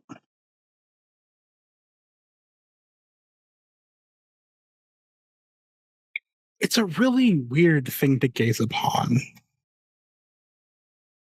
Kind of. It's like coming around Hazel's shoulder, and as you try to shift your periphery and kind of look in all these directions, it kind of keeps changing where it is. You see this long, tall figure wrapped in ragged robes with its hood all the way down, and you can't see into it, but it has long hanging robes, and its arms are kind of hanging out of them. And you see these really long hands with even longer fingers kind of just resting in front of it. and you see the one of those gossamer strings that you can just faintly see is going from Hazel to it, and from Vellis to it, and Shrana to it. Cool. But it's never quite, you can see it, and it's faint. It's so, that magic you're using, it's a very good spellcasting roll. It's straining, the magic, you're not being strained, the magic itself is straining to keep it there in your vision. Cool. Can I roll monster lore?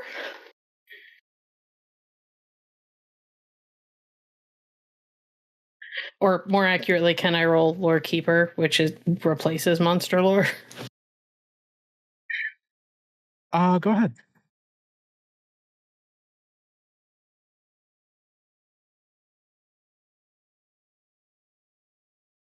$24. That's not even a great roll.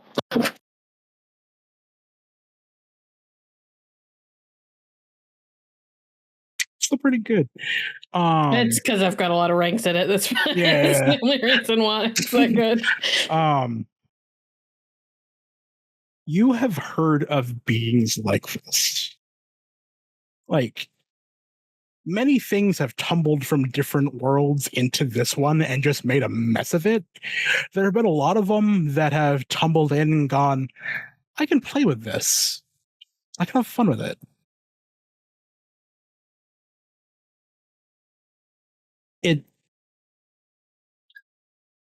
It's a very good role, and I'm not trying to be I'm not trying to be like belittling it. It's just not quite enough to know exactly what it is, and it's high enough to fully understand that this is one of the higher ends of those beings that can directly pull on the world and twist it the way it wants it to. Cool. It's not actually here. You know that. Okay. The strings that are attached to everyone seem to allow it to appear here, but it's not here. And judging by the discussion you just heard, it can be more or less anywhere it wants to be. Cool. That's great. Awesome, guys. Fantastic. Happy about it. Sorry. Hey guys, welcome to Fatespinner. I wonder why it's called that. Rúna, weirdly enough, has quite a few gifts for the ability to see and manipulate fate herself. So she's a little unsettled by the fact that a big badass creature that can just do that intrinsically is around, but we'll deal with that later. Mm-hmm. I don't think she's going to say anything. Yeah, as of this moment, its gaze isn't upon you. Good. Roll me.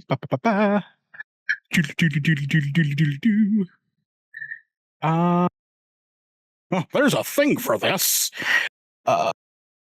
Deduction. Deduction of all things? Okay. Mm-hmm. You're putting pieces together. Cool.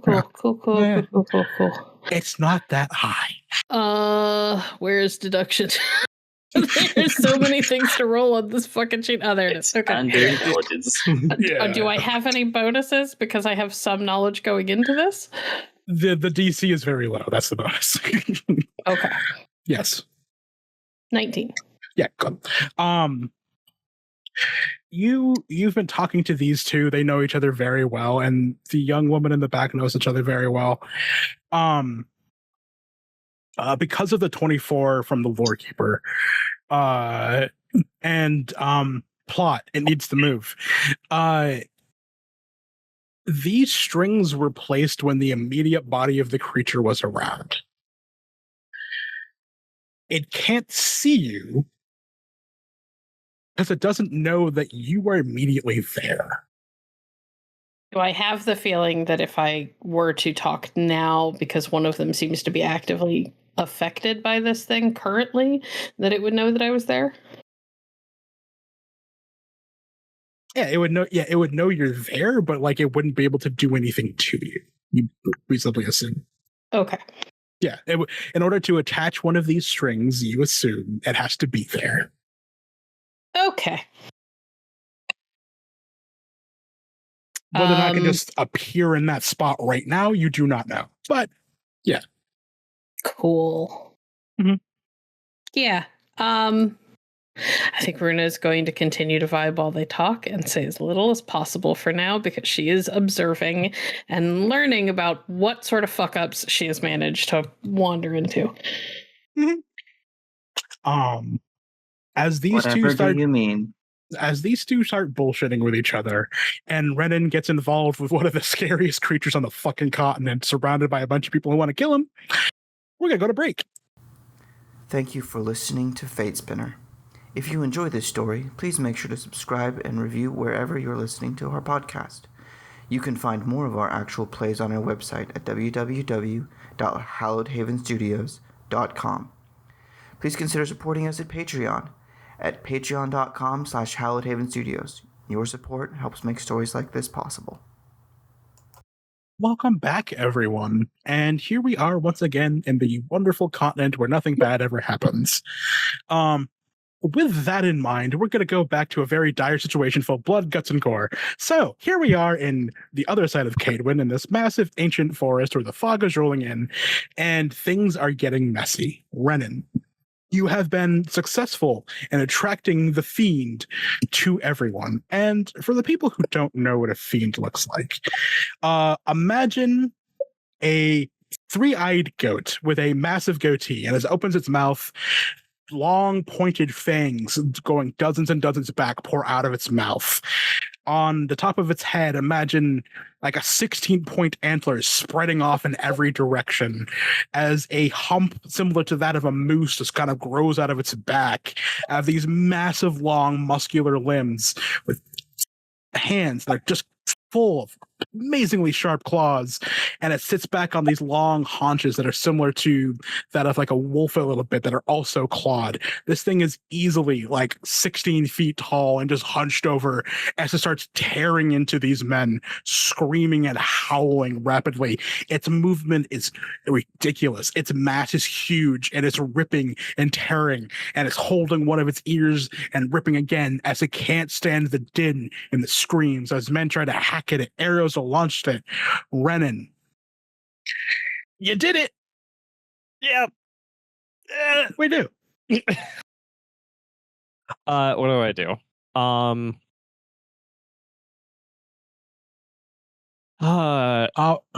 Also, don't mind these. I mind very much. What I will do is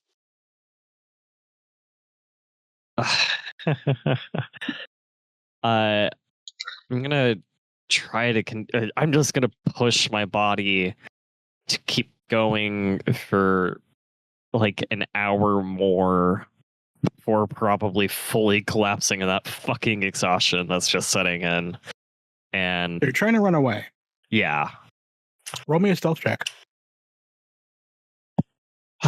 Okay, dice, don't Because fail with your me now, roll- I'm gonna cry. With your rolls from earlier, this thing is killing anything that is moving and making a sound. Yeah. I was imagining I'd have to make a stealth check. I was kind of hoping I could talk my way around it. 22. Oh my god, I'm happy. Thank you. Whew.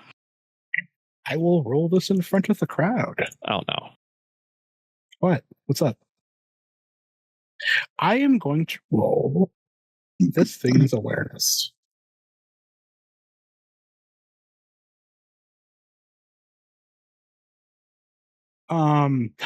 That's okay. Here we go. It's going to be at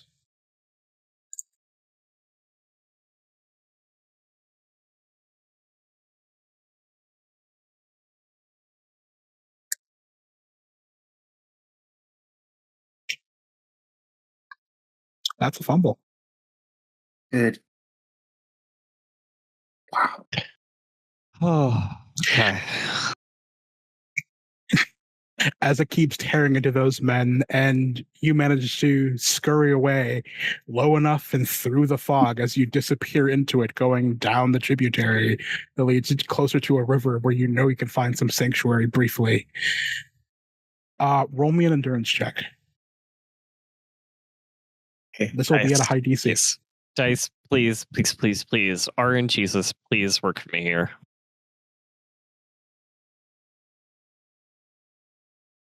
Oh, thank God. Thank the gods. There it is. Thank You know, That's there a are 26. Yep, that's a fucking crit, y'all. So, your masters did a lot of things to push your body and push you to the limit. That's just not to mutate you, to make you sure you understand that the world is going to hate you and want you dead at all times, which is kind of true. And you just witnessed a whole situation like that. So you quietly thank them begrudgingly as you push your body one more time to the limit and get the fuck out along this river and run as long and hard as you can as you finally reach the riverside of the Lixilia River.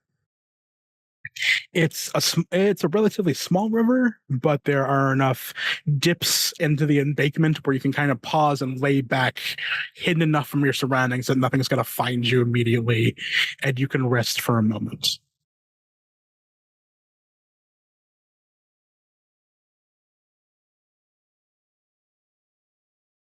Okay. I'm just gonna set up like a little mini camp just so I can rest for at least 3 or 4 hours, because I desperately need it after pushing myself so hard. But yeah, I'm gonna continue for a few hours and then probably do that, because running on like very little sleep after running for weeks, essentially. A week. After running for a week, the body needs some rest, and I'll probably go off to the side. I'm imagining I'm back on a road by this point in Kaedwen. No. No, Like I said, you were following a tributary through the woods, and now you're in the bank of a river. Oh, fuck me. There's going to be like drowned ones nearby. You can roll an awareness check. Yeah, I'd like to. Mm-hmm. Oh, for fuck's sake. I forgot to say my prayers, everybody. I'm sorry. You don't... That's another fumble. I don't know what to say right now. What was the pattern? What was the pattern I said earlier? It's average shit, great average shit. You skipped average. I skipped average this time, yeah. You did skip average this time. You don't roll Witcher training. Okay. Mm-hmm.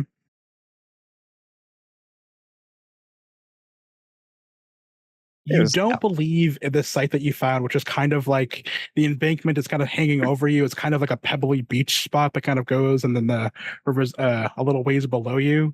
It's shaded enough. It's quiet.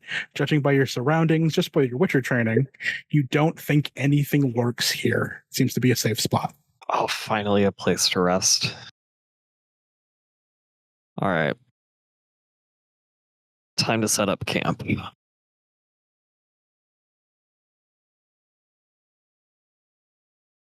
Because, yeah, if this seems like a mostly safe, secluded spot, I want to take a moment to rest. Mm-hmm. Before, again, eventually just kind of looking back out at where the riverbank is, I'll just keep following along this, this river, this waterway. How long are you resting? Probably 3 hours at most. So it's not a whole lot of rest, but it's enough to give me some reprieve. It's just a little bit to give me that extra little bit to go off of.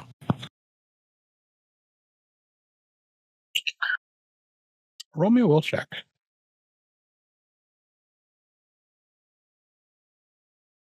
Woo!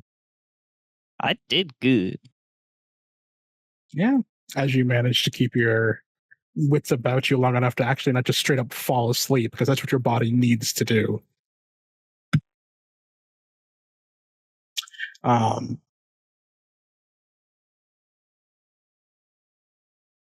That was a close one. Yes, it was. What do you want? I haven't talked to you in forever. Honestly, you're the one I talk to the least. I think it's been at least since you left Bannockburn. How about hello?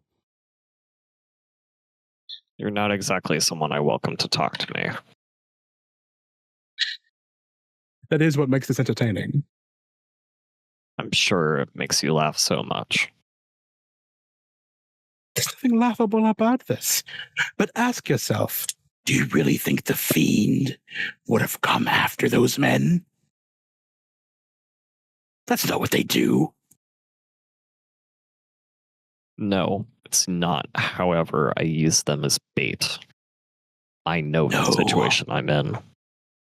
Do you? Do you really think fiend would have gone after a massive crowd like that, making all that noise? You know better. I know what pisses them off, and I know they want to kill what pisses them off.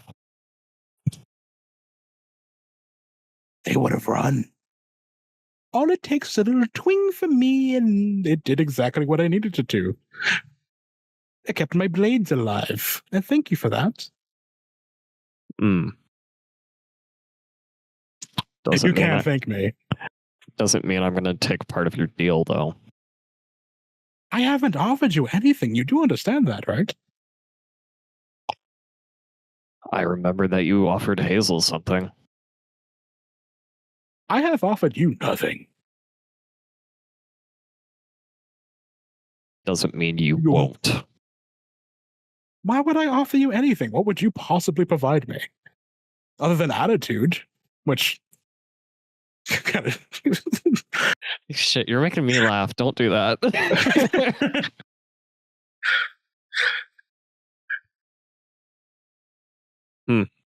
I could. Seems that is all I offer you. Good.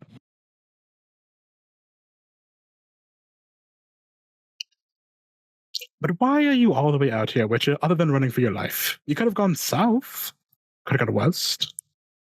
Could have gone east. I'm hoping to find Hazel. Maybe Vellis. Oh. I miss having attachments. Attachments are good. They can do a lot for you. What if I told you I could lead you to them? Maybe I will. Maybe you already are. I don't think I am. They did find you relatively easily, didn't they? Those men from Bannockburn.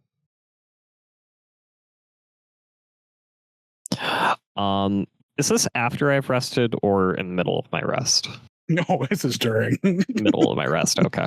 Yeah. Yeah, I'm not gonna interrupt my my rest by casting a sign. Because that will actually have to wake him up, and he's not gonna feel like that. Well, if I were to hazard a guess, you might have, based off your tone, you had something. You've had a hand in it. No. And you see, you've seen them before. The pale, long, spindly hands with even longer fingers kind of appear out of the air and kind of clasp and kind of pull their hands apart. And you see a faint image of the town that you left behind 3 weeks ago. And it is barren. The fields are dead. The sky is gray. The trees have withered. Some of the houses are still burning. And the people are still burying the bodies of skeletons that attacked it those 3 weeks ago.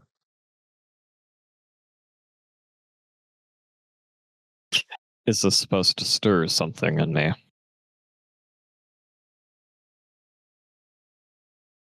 Really?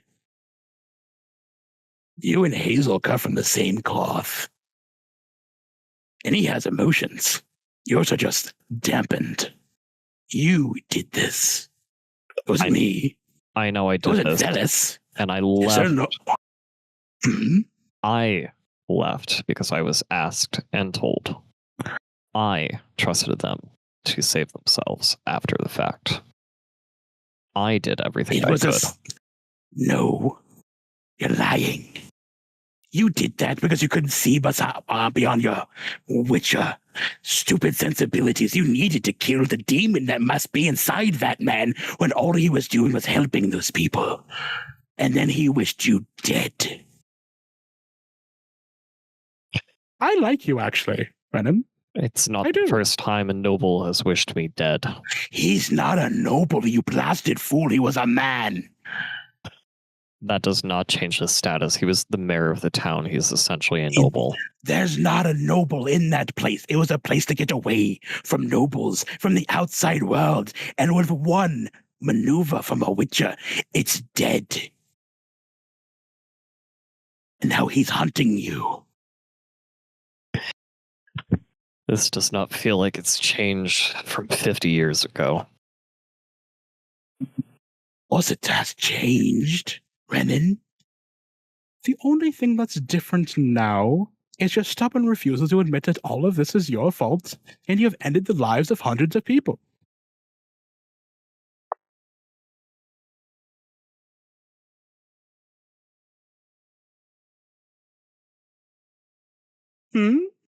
No? Nothing? Not even a whisper of something inside you? They're not that dampened, boy. At any rate, some of them did survive. I wanted to tell you that, because I do like you, Rennen. Good. I expected some to survive. They'll be hardier and better for it. And they won't be living under the influence of magic.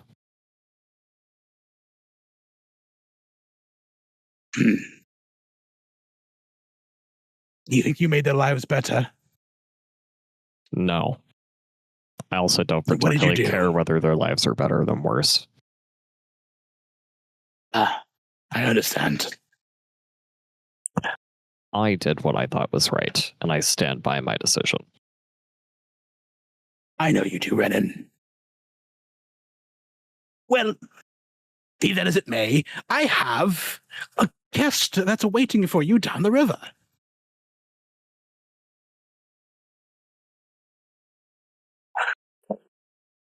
Was hoping for rest. Oh, I won't disturb you now. They're nearby. How long? Oh? Did I give you more rest? I was hoping for at least 3 hours. Is this gonna... Do I have at least my 3 hours of rest? To do what? I haven't told you what they want with you.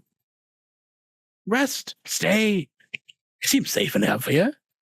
Do you want me to make sure that it is? No. Do you want a full night's sleep? I don't need anything from you. You need sleep, Rennen. Doesn't mean I'm gonna get it from you. That's too bad. Very well. If you don't mind, I will take my leave from you right now. But, just letting you know, it's not just Elias Greyburn that's hunting for you. There are friends of yours that are very concerned about your actions and the repercussions it'll have on the continent. You don't disrupt that much magic and not have it affect thousands. Rennen. But good thing you made their lives better. I bid you good farewell.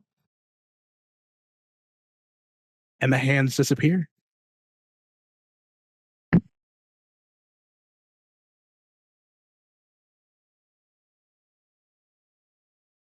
All right. Yeah, if he's able to finish out that rest, he'll continue along the riverbank. Sure. You're still just as exhausted, of course, but you did rest your legs for a while. And as you continue along the riverbank, are you trying to cross the river to get deeper into Kaedwen, or are you just trying to head south? North? Where are you going? I'll cross the river to kind of head deeper into Kaedwen.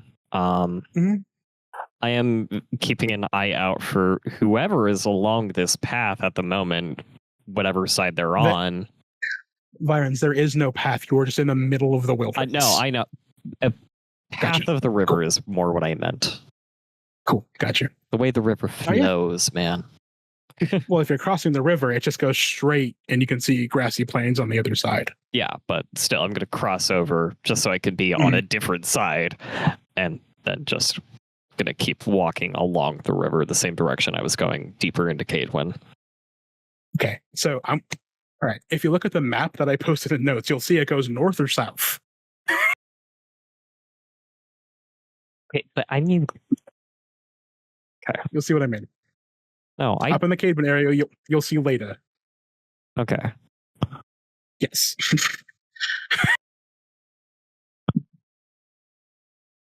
Leda. Okay, yes, I see it now. Right. So I'm going. Which river am I traveling across then? Lexella or Zendaya? You're crossing Lexella, that little tributary that leads into it. That's where you were. Okay. Then I'm going to cross the river closer and go to Ledea then, or in that direction. Gotcha. Yeah, that's where you're going. All right. And as you cross and start heading into those plains, you can see the cloud bank above you is fading away. And even though it's about midday and the sun is starting to set, you can see clear sun ahead of you. It's a beautiful day. It's a beautiful day to hunt monsters in the neighborhood. Is that canon? Is that canon singing? Is that canon? Right. That was just me not putting enough effort. Well, that's why I asked if it was a Witcher singing. No. There's a lot of effort. That's what Rennen sounds like when he sings, though. Yeah, no, it's the exact same sound.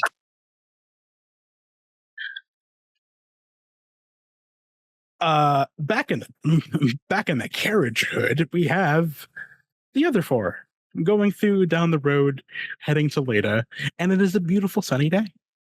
So Hazel, there I was, butt naked. For the love of God, everyone! That didn't take long. And there's this wraith just hanging in the air above the street, and I think it's related to the girl we found, right? Turns out it was. Oh, this one has some partial truth. And it said, "Go no further." It said, "Go no further." Oh my God! Wait, you're right. You were actually naked. I'm always telling the truth.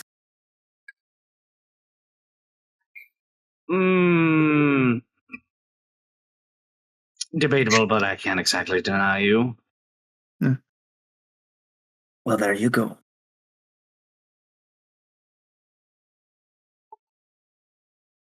He's actually looking over at Rúna about this point. He's looking back to Vellis and Strana, and then back to Rúna. I think when he looks back at her, Rúna just winks.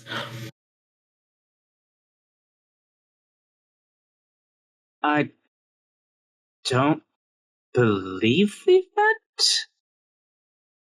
We have not. Where are my manners? I'm Hazel Renfield, at your service. And he'll extend a hand in shake. She will eye the hand like she's not entirely sure what to do with it before slowly reaching out her own hand and like pressing her palm against yours, you know what I mean? But she doesn't like grasp your wrist or anything because she's not sure what's happening. And it's clear. You just squeeze a little and give it a shake. There you go. Just like that. She does so. Rúna Ákisdottir. Rúna. Oh. Well, that is a lovely name. It's close enough. Forgive me. I am very much haven't traveled too far from Rivia all that often, but well, here I am now on the journey of a lifetime. Hazel here's a proper gentleman. Off to find his lost lady love, as I understand it. He doesn't carry that sword for looks. Fierce in a fight. Well, at least when I'm not dealing with two-story skeletons, yes. In my limited experience on the continent, men as pretty as he is don't usually need weapons. That Vellis just laughs. Oh, please, you flatter me. And there actually is just a little bit of rosiness, like, across his ruddy cheeks, as he will adjust his spectacles. Believe you me, ma'am. All what he gets from looks, he loses in wits. Well, hey now! I don't believe that's true at all. That is all right. With a face like that, he doesn't need to be particularly smart. Honestly, the less intelligent they are, the easier they take orders. Is that why I wonder his maiden fell for him so? Or forgive me, did she fall for you or did you fall for her? Is your other weapon as big as this one? I'm getting a lot of pointed questions right about now. And I don't feel like turns answering. around, all his focus on you at that question. It's like, yeah, how about it? And I don't particularly feel like answering any of them, No, if it's I'm only being fair. frank. You've seen mine. Well, I didn't ask to see yours. No, we were running butt naked at a monster. But you were running butt naked at a monster, which... My point exactly. You've seen mine. It's only Why fair. were you naked again? I always sleep naked. Completely out in the open, under a cart. Yes. It's the only way to live. I don't think that's true. What do you think? Fully clothed in your bedroll? Is it comfortable? Rúna kind of tilts her head a little bit. That depends on the situation. Were you alone? Let's assume it's warm and there's no rain. I suppose being naked isn't an entirely out of the question situation. And there you have it. Well, bully for the both of you, but unfortunately I like to keep my privates private. No fun at all, this one.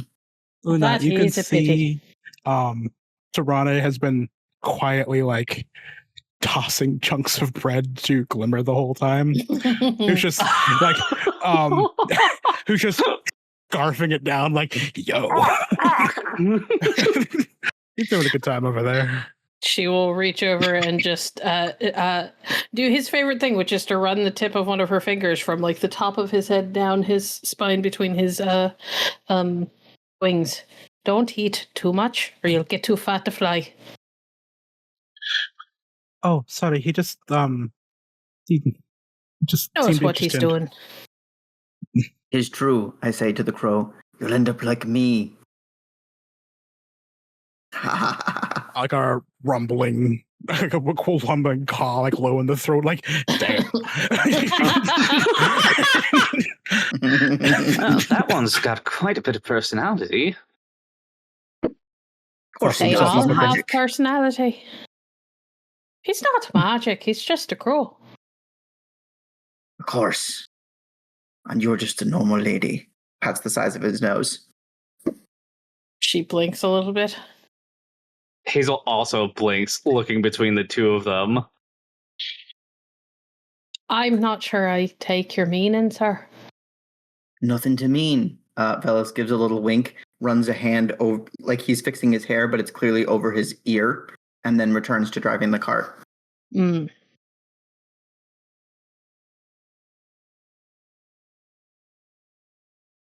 So, Hazel. She This like lady- stiffens a little. This lady love, how long ago did she leave you? And where does he stiffen? Stop that. Stop that. After you with the newspaper.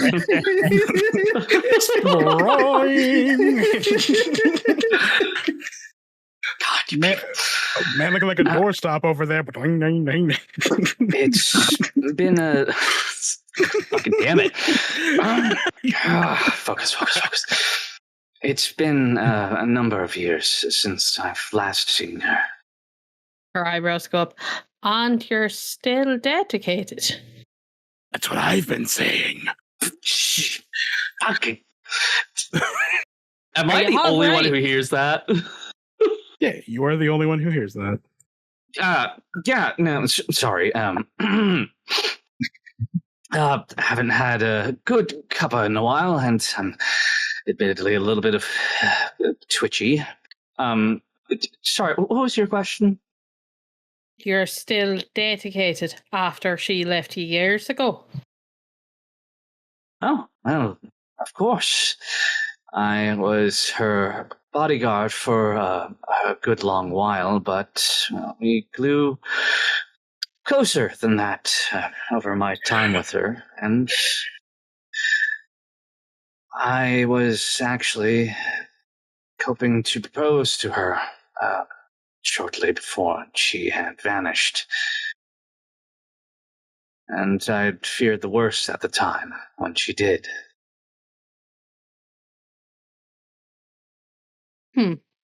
What's given you the idea that she wants to see you?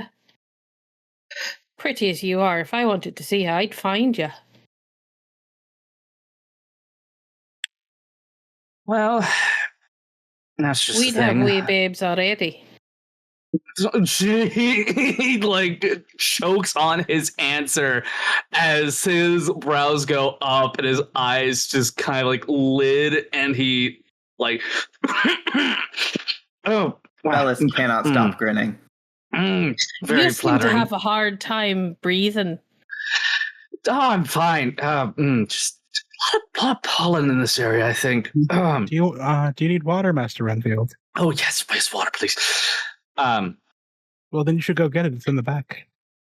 She looks over at Vellis. She looks over at Vellis. He always like this. Yes. He must be very fun to travel with. Never boring. I've met a dozen court clowns that were less pleasant on the road. He is like gritting his teeth just a little bit, just like trying to shake off the jabbing. To answer your question, I really didn't know whether it was simply a matter of actually being kidnapped or whether or not she simply wanted to escape the world for who knows how long. But considering that my most recent meddling and pursuits have earned me the ire of a certain necromancer, I get the sense that it might not necessarily be a matter of whether or not she wants to see me and whether or not she's physically able to see me. Right, that's where the thing with the Wraith ended up. Turns out they were all being raised by the necromancer that's apparently stolen his girl. Quite They so. destroyed it. They destroyed a town that was protected by magic, but another friend of ours killed the fellow who's put the protections up. And how do you know that a necromancer has her? Well, he had left some evidence of his own meddlings behind, and I, being foolhardy enough to actually pick it up with bare hand, I ended up connected to him directly, and he just about almost killed me for my troubles. Rúna, you can see on, you know what? Someone correct me in the chat at some point. I don't remember which hand. It's been a long time. One of Hazel's hands has distinct like scarring on it, and like it withered and came back. He'll Like- actually hold up his right hand for her and let her get a better look. Some fucked magic happened that was trying to spread through his body, and I barely managed to get away with his life. Her hand moves almost unnaturally fast as she reaches out and snatches his wrist. Okay, well. Firm grasp, okay. To hold his hand up and kind of turn it this way and that so that she can get a look at it. Mm-hmm. It's like you're a plant that got halfway to death and then came back, but never quite healed right. Do you have anything to find magic residue? Or sense it? Maybe. I have so much stuff. I know, there's just so much shit in this game. Like, where's the magic no button? Find it for me. I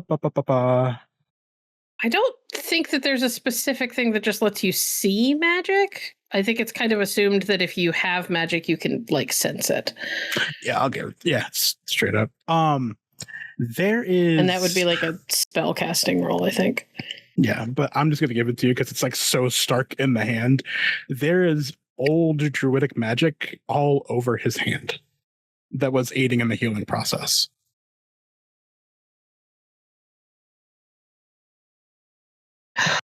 What clan did the druid that did this come from?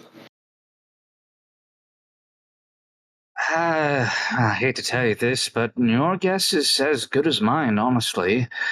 I don't think we ever got a proper clan name from him. But he was a kind fellow. Did he have a name? Yo, Grizz, I'm gonna need you to give me a swift reminder here, bud. No. Fuck.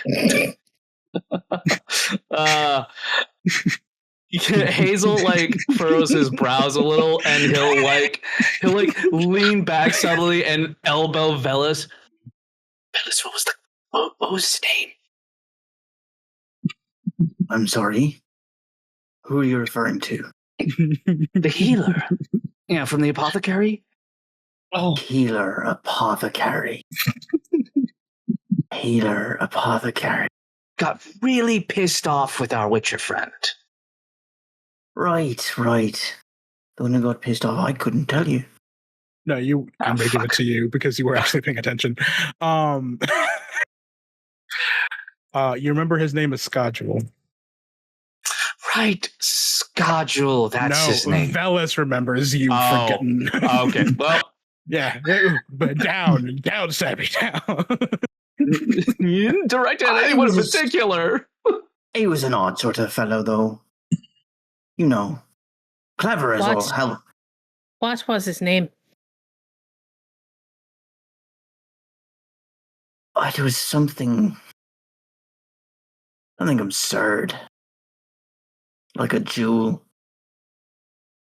Or a genre of music. Or like a bludgeoning weapon? Guys? Yes, like a cudgel. A schedule. That was it. Oh, yes, Schedule. Grizz, is that the name? Is that the name of the druid that my people were in contact with? Mm-hmm. Her eyebrows go up. It was you lot. Begging your pardon. I don't quite follow. I mean, probably, but what exactly did he say? It was you lot that caused that ripple of magic a few weeks ago. That I felt halfway across the continent. Halfway Aye, that sounds about right. I mentioned our other friend stabbing a fellow. Broke the spell that protected the town. Did Schedule survive? Oh, yes, no, he's quite well. Left the town before everything truly went to hell. Human perception. That's a thing you can do, yeah. Does Rúna prefer that he is alive? Go ahead and roll. It seems pretty straightforward, so I can't imagine the DC is that high. But you haven't rolled yet, I don't think. So I don't see a roll. There we go. 23. She does not seem to lean either way. It was more of a curiosity. With a 23, you definitely know that she recognizes the name. Yeah, I was just like... She doesn't seem to have a strong leaning toward... She doesn't seem to have a strong leaning toward him being alive or dead. It was more like a, what's the status kind of question. For sure. Vellis just had the thought of, is she asking if he's alive because she's concerned about his well-being, or because she wants him dead and is curious to know if that job is done? I don't know whose enemies out here, particularly among you Skellige folk. Clans go into war with each other all the time. Yes, he's took off at a brisk pace once the dead started to surround the town. He left well before that even started. It was definitely after the spell came down, though. No, it was before. As far as I'm aware. Okay. Yeah, I say that. She nods a little bit. Good. It might have been after. I don't know. My timeline is so fucked in my I head. give her accurate information. I'm Whatever guessing the that may two be. of you are acquainted then. Oh, of course, known each other for years. Rúna and I practically grew up together. Best of friends, best of friends. You are not who I was referring to, Vellis. Begging your pardon? I I meant, see what you're saying. Schedule. Well, and... now you know.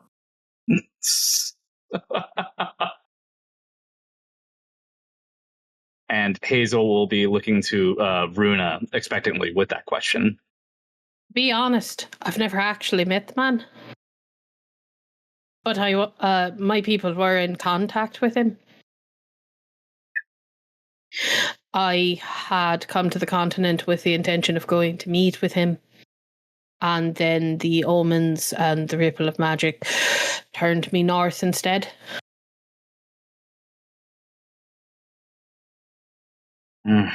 Well, that's hopefully for the best. He honestly left a pretty ugly situation, if I'm being frank. Following omens. Interesting. Who is that? That was the spirit. Just Okay. kind of. Can't hear. Okay. Yeah. Sorry. No, that was a soft enough voice that I had to ask. I was just I'm not sure true, who said that. Mm-hmm. Jesus, fuck, who else is here? Just kind of restrains himself from closing his eyes shut at that voice. Hey now, Hazel. I gave you a ride to go farther north. And it looks like you're going in the right direction that I've been guiding you in. And that necklace. Straight toward your doom.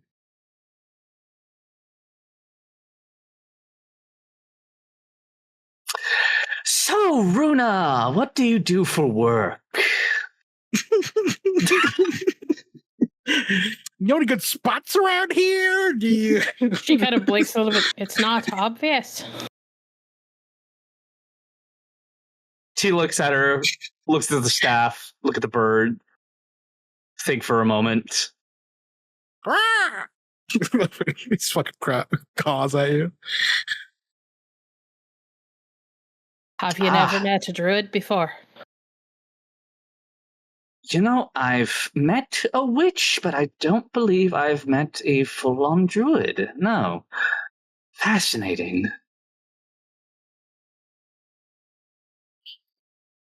I think Glimmer does a few hops where he's been sitting on the edge of the carriage and then flutters over and just lands on Hazel's head. Oh, well, hello there. Do I get the sense that he is trying to signal anything, or is he just being obnoxious? He's being obnoxious. Okay. Yeah. Rúna will go, don't move. It's very important you stay very still when he does that. Human perception, is she fucking with him? I would like to give you. I'd ahead. just like to work against you by looking at the bird and giving like an ominous face. It says, No, don't gaslight the boy. No. "It's important to know the pecking order." Oh god, am I taking any negatives from said gaslighting? Or would I take bonuses to my deceit roll? You know what? Oh, better. Could I use intimidation? Because I'm being spooky about it? Go ahead, yeah. Come on.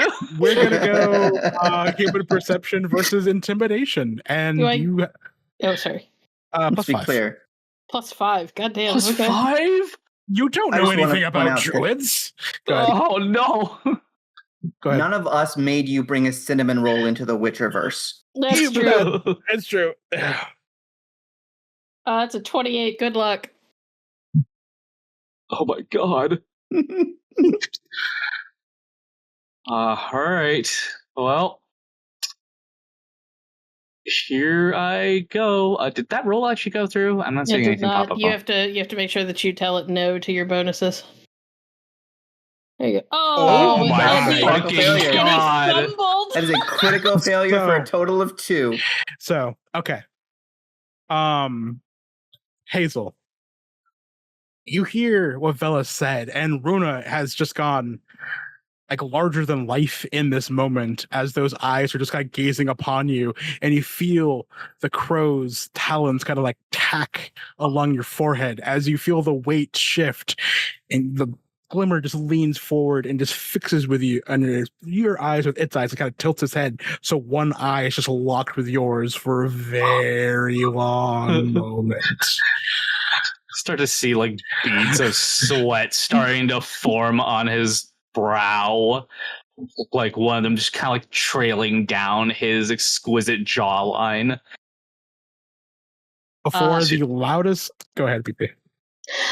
While he is staring at the bird and is utterly distracted by that, Rúna is going to very carefully crouch into the back of the cart so that she's like so that she could get up like right next to his face, and will whisper in his ear, "The fact that you fell for that is probably why that thing is still attached to your soul." I'm sorry, what? Right in his ear. It's really loud. Yeah. and like from the other ear, just the loudest caw you've ever heard. She finishes. He actually fucking screams and like jolts up and like bangs the upper part of his head into the ceiling of the cart. The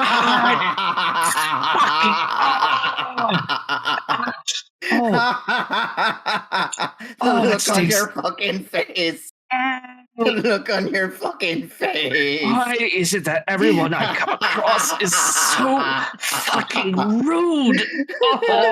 Rúna will reach up and like take his head in both of her hands, and she will do this thing where she like presses into like certain pressure points on his scalp to kind of relieve the pain. She has like stupid ranks in first aid, so yeah, that happens with no real issue. Vellis is crying. I think Serana climbs into the front with you and like pats you on the shoulder. Can we keep this one? Absolutely. It is worth noting. It is worth noting that for the pose that she is in and the way that she's holding Vellis's head, his eyes are like 3 inches from her cleavage. Oh, and Hazel, she does not seem to notice or mind.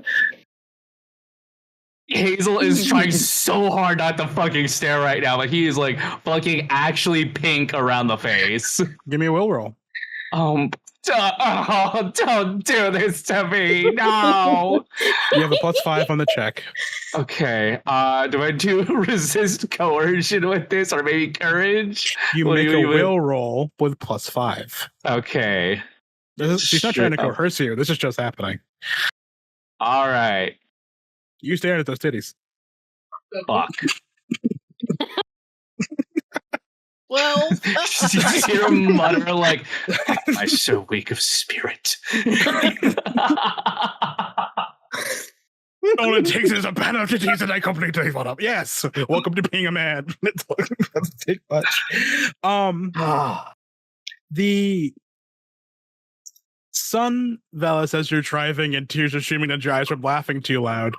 You kind of look around and you realize you have been the only noise on these plains for miles of just the sound of laughter, crow cawing, Hazel's slightly girlish scream, and there's just joy throughout everything as your eyes finally glance down in the far distance as you see your destination of the small town of Leda.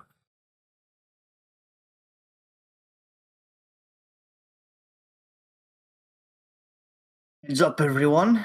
We're almost there. Good. I need tea. Finally. I've been in this carriage for too long.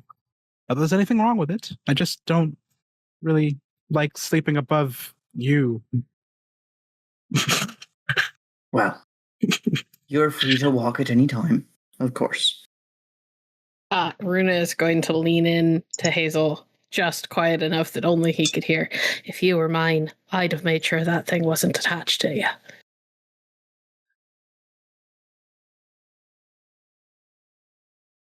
She'll just pat him on the shoulder and crawl up back towards the front to chit-chat with, or to look at the village that they're coming up on.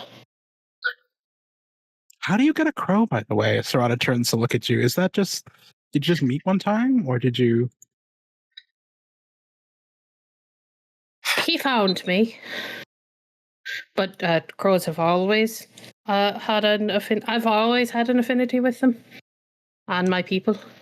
When did you know you were a druid? Or is it the sort of thing one chooses and starts to practice?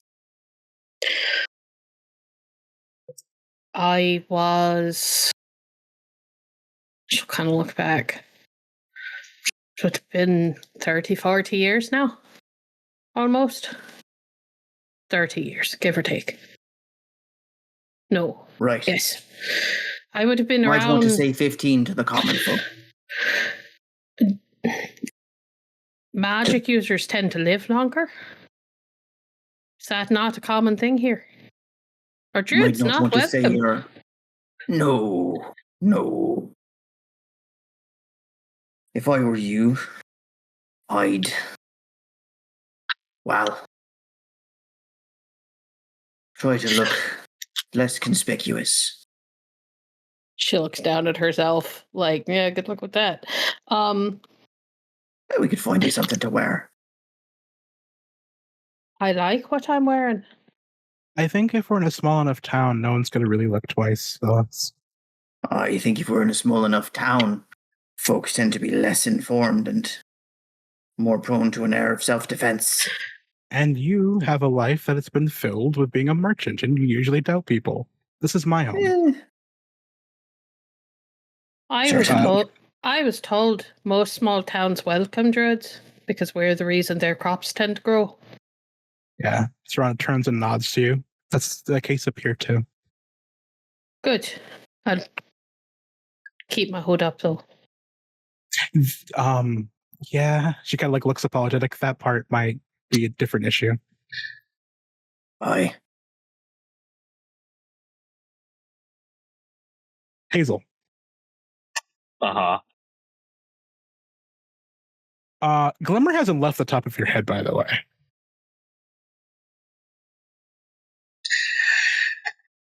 You know what? She doesn't feel like moving the bird for right now. Have you tried?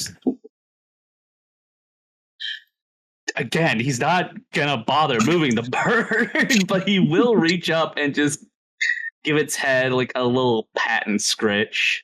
He pecks you and flies off. Okay, well, do you know what? That might as well happen. Kind of like lands next to you, Rúna, and it's very much just like that one's sus. It's kind of like the crow, like the little grunt that he gives you. Like, I don't like that one, and it's very, very much of like a little bro being like, You keep flirting with that one, and I don't like it. I'm jealous. My space first, you little. He's just. He's. Told you. Trust in the wisdom of beasts. She will scoop up Glimmer onto one of her fingers and transfer him to her shoulder. And like settles down on your shoulder as you approach the town. And you'll get there in probably a little under like 30 minutes. As we shift scenes to Thank God. Really? Stabby? You want to test me? Thank God. Oh. Thank God, like Stabby wasn't deep down totally enjoying himself. Stop it! Stabby, I can bring the horror. You know I can. I'm being gentle today. No. As you slowly feel a skeletal hand crawl across it. No, you're fine. So Okay. we're going to shift the scenes. No, but for real. No, so we're going to shift things to a windswept golden plain of wheat. The sun is just about the let's call it like 5 o'clock in the afternoon, so it is getting a little dark. As why is guys? I Beefy, think what the you're now fuck? just seeing the GIF. No, not that.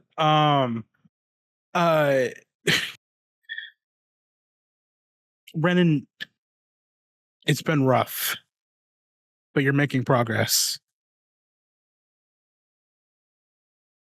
It's been eerily quiet in the plains. You don't see anyone. These are farming fields of wheat, and it's just completely empty as far as you can see.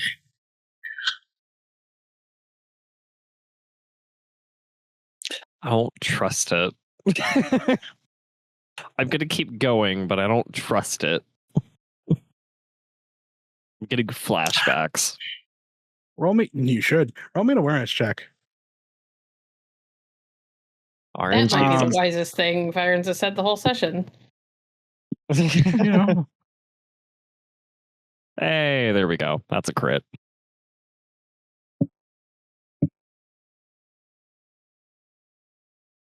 you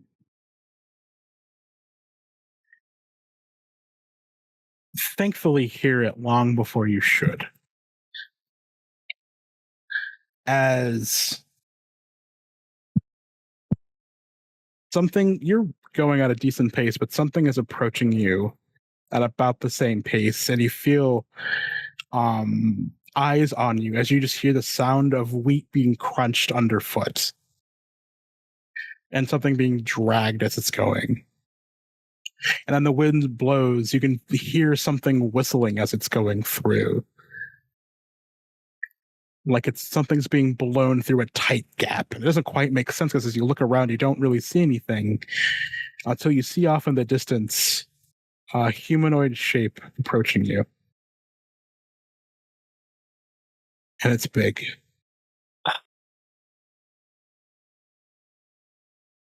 Oh my god. Oh, the hits don't stop coming.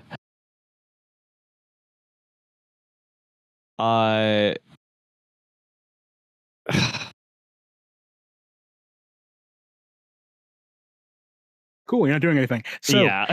you hear Yeah. you hear something laughing with that crit. And it's kind of booming out over the plains. There's a deep, throaty chuckle, and it's laughing and chortling, giggling to itself as it's approaching you. I'm gonna let it approach. Okay. It gets closer, and it keeps getting bigger. But not in like, some things like approach and get fairly bigger in the horizon. It's like, Yeah. this looks like a normal sized person, and then it gets approaching, it's a little bigger, and then you realize it is a massive person. It's a giant. No, but almost. You start to make out familiar features as it's like maybe call it 100 yards away from you. About like close to 7 feet tall. Wow, wide set, thick shoulders. The frame of the body doesn't make sense. It's lumbering along. One arm is behind it, and the other arm is kind of like tucked underneath itself. And that sound of something whistling through is getting louder as the laughter gets louder itself. And you realize what is wrong with the frame of this humanoid person is that the head is missing.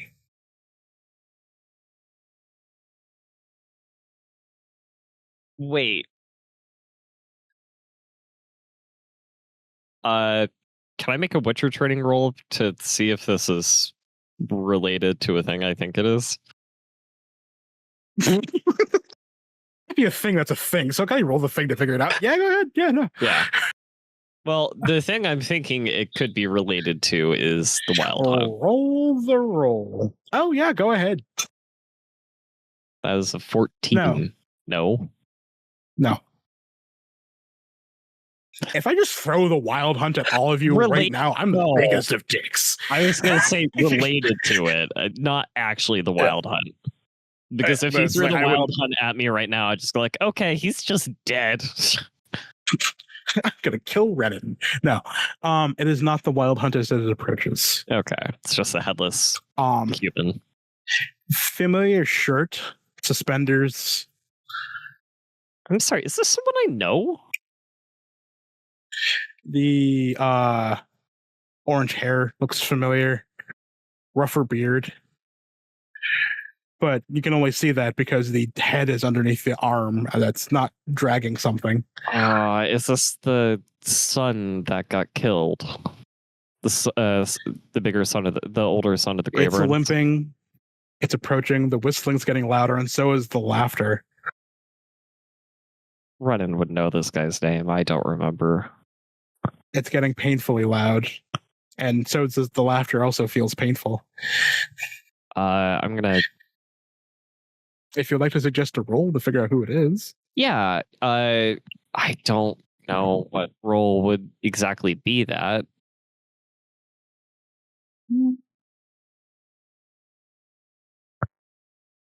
I mean, it probably. I have no idea, actually. I have no idea what kind of role this would be. Throw a human perception at me, then. Oh, God. Cry. Let's see what my zero skill ranks in this is going to get me. Something decent, apparently. Got a 10. That is the youngest son of the Grey Burns, indeed. Yeah, I don't remember his name. Out of character. Cedric. Mm-hmm. Spectre, are you playing tricks on my eyes? If so, I do not. All right, if I get no response. Cedric!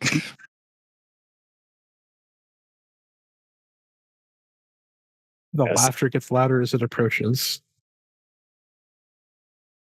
About 50 yards away. Okay. And it's the same height as that massive person. It's still dragging something behind it.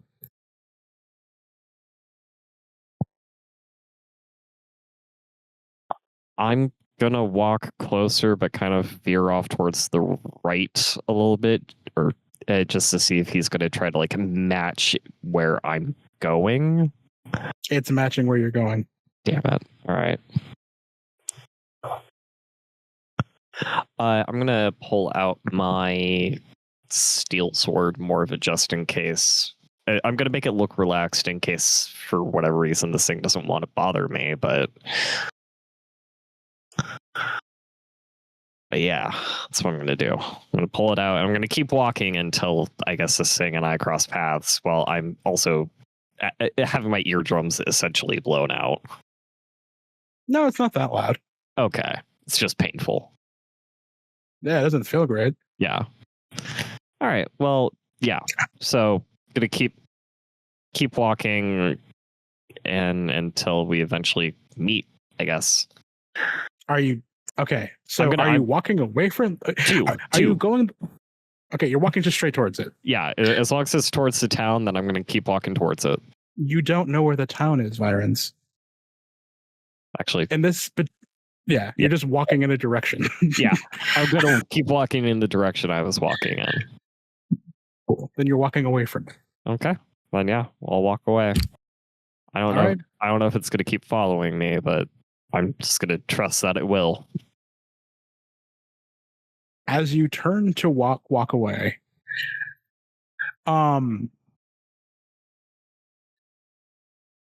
you hear a bellow of rage and hurt. As you do hear in the very familiar voice of Cedric, I gave my life to protect it. It's gone. As you hear loud thumping going rapidly towards you.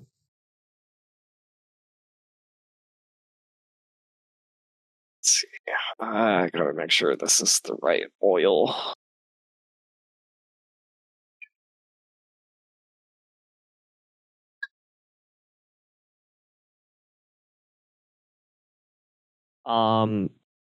Yeah, I'll kind of grab my cursed oil out and douse my sword.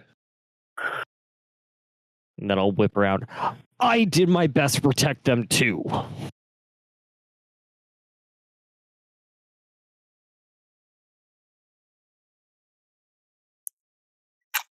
It is going to run, and it's going to shout back.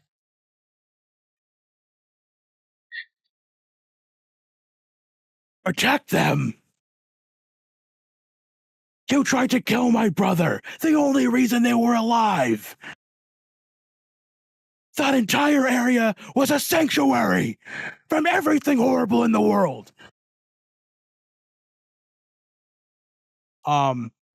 He's a big dude, and you realize what is dragging behind it is like looks like half a boat.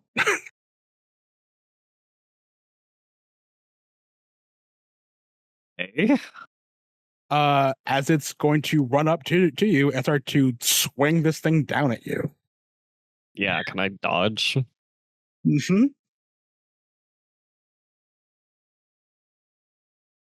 Just gonna throw a luck point at it for now. It's an 18, if I'm reading correctly. You got it. Yeah, I am. Yeah. As you roll out of the way, the arm kind of like swings in this like grotesque fashion. You can feel like the old worn sinew that, because I'm going to help you with this because you clearly forgot. Cedric was buried. Yeah. No, I remembered that he was buried. We gave him a proper burial because I didn't want a monster coming up. Yeah. You gave him motivation as the half a boat slams into the ground next to you and just caves in this like thump, and this grass and dirt just spatters everywhere as you see him pulling the boat out of the ground to go after you again. I buried you. I gave you respect.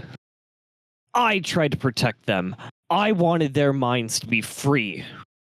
I didn't want them to be influenced. Fuck the sanctuary. Free to do what? Free to do what? Free think. They were thinking free. They had lives, families. They farmed, they fed, they had celebrations. What didn't they have? Did you not like the fact they had full bellies? Uninfluenced thoughts. They did not. They were being influenced the entire time. Just as I was. To do what? Be happy? An influence of joy denies real emotion, real thought. Really? You see it like pause before swinging? Because you can't feel it, you get angry when other people have it? Did you feel upset that you wanted to live a happy life? I know what's real to myself. You denied them. I know I was being influenced. They did not. And what happened underneath that influence?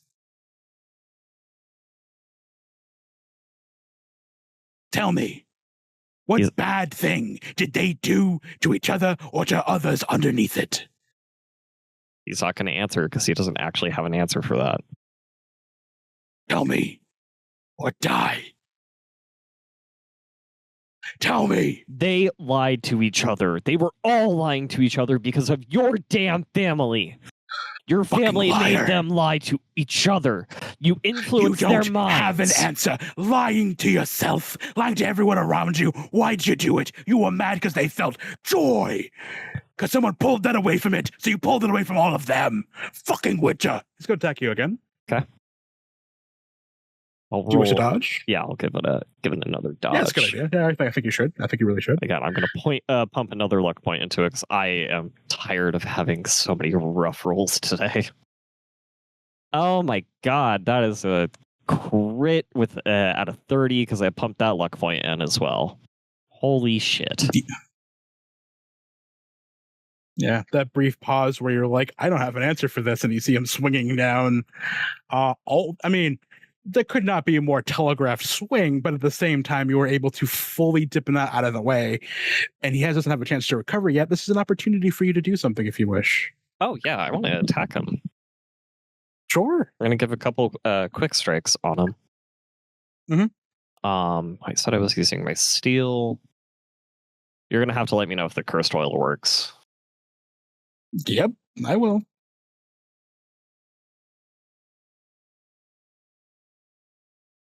No. 2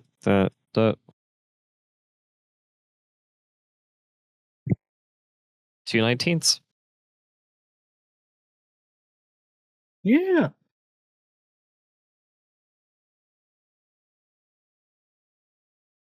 The cursed oil does seem to work. Okay, so that'd be 18 plus 5. Multiply that by 2.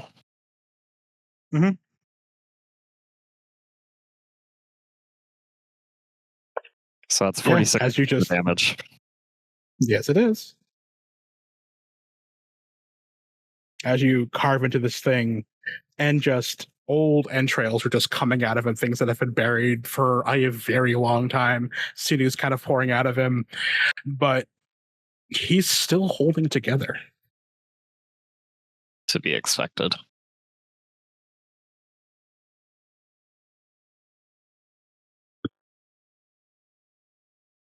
What now? What are you going to yell about now? What are you going to complain about now? Your town is gone, and I am as sorry as I could feel about that. I did what I could. You did what you could, and you died. The only thing was cast judgment without figuring out what was actually wrong.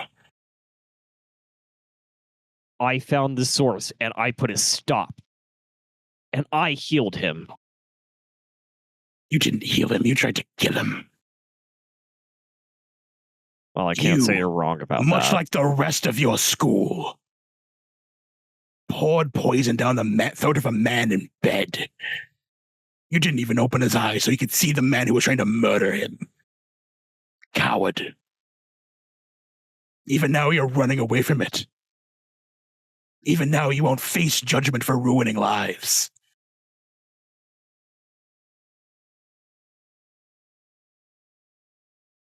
He brought me back. Just to look you in the eye.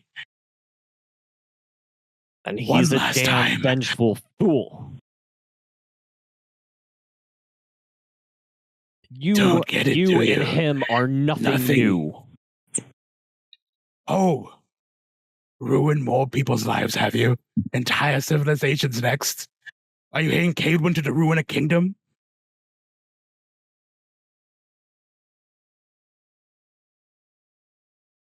I have barely been here. That's not a no, is it? Kind of straightens up. What my brothers my brother did. For giving a chance to see the coward that you are. So I might rise again one time to aid him. Goodbye, Witcher. As it collapses into a pile of bones and skin. I imagine it's not actually the body anyway. Well, consume or you can look. Yeah, I'm gonna look. Look, as dark as this sounds, of course I'm gonna harvest whatever mutagen might be there. The only thing that is there is the makeup of several bodies. And while you thought that was Cedric's head, it's just a very close likelihood to it. Yeah.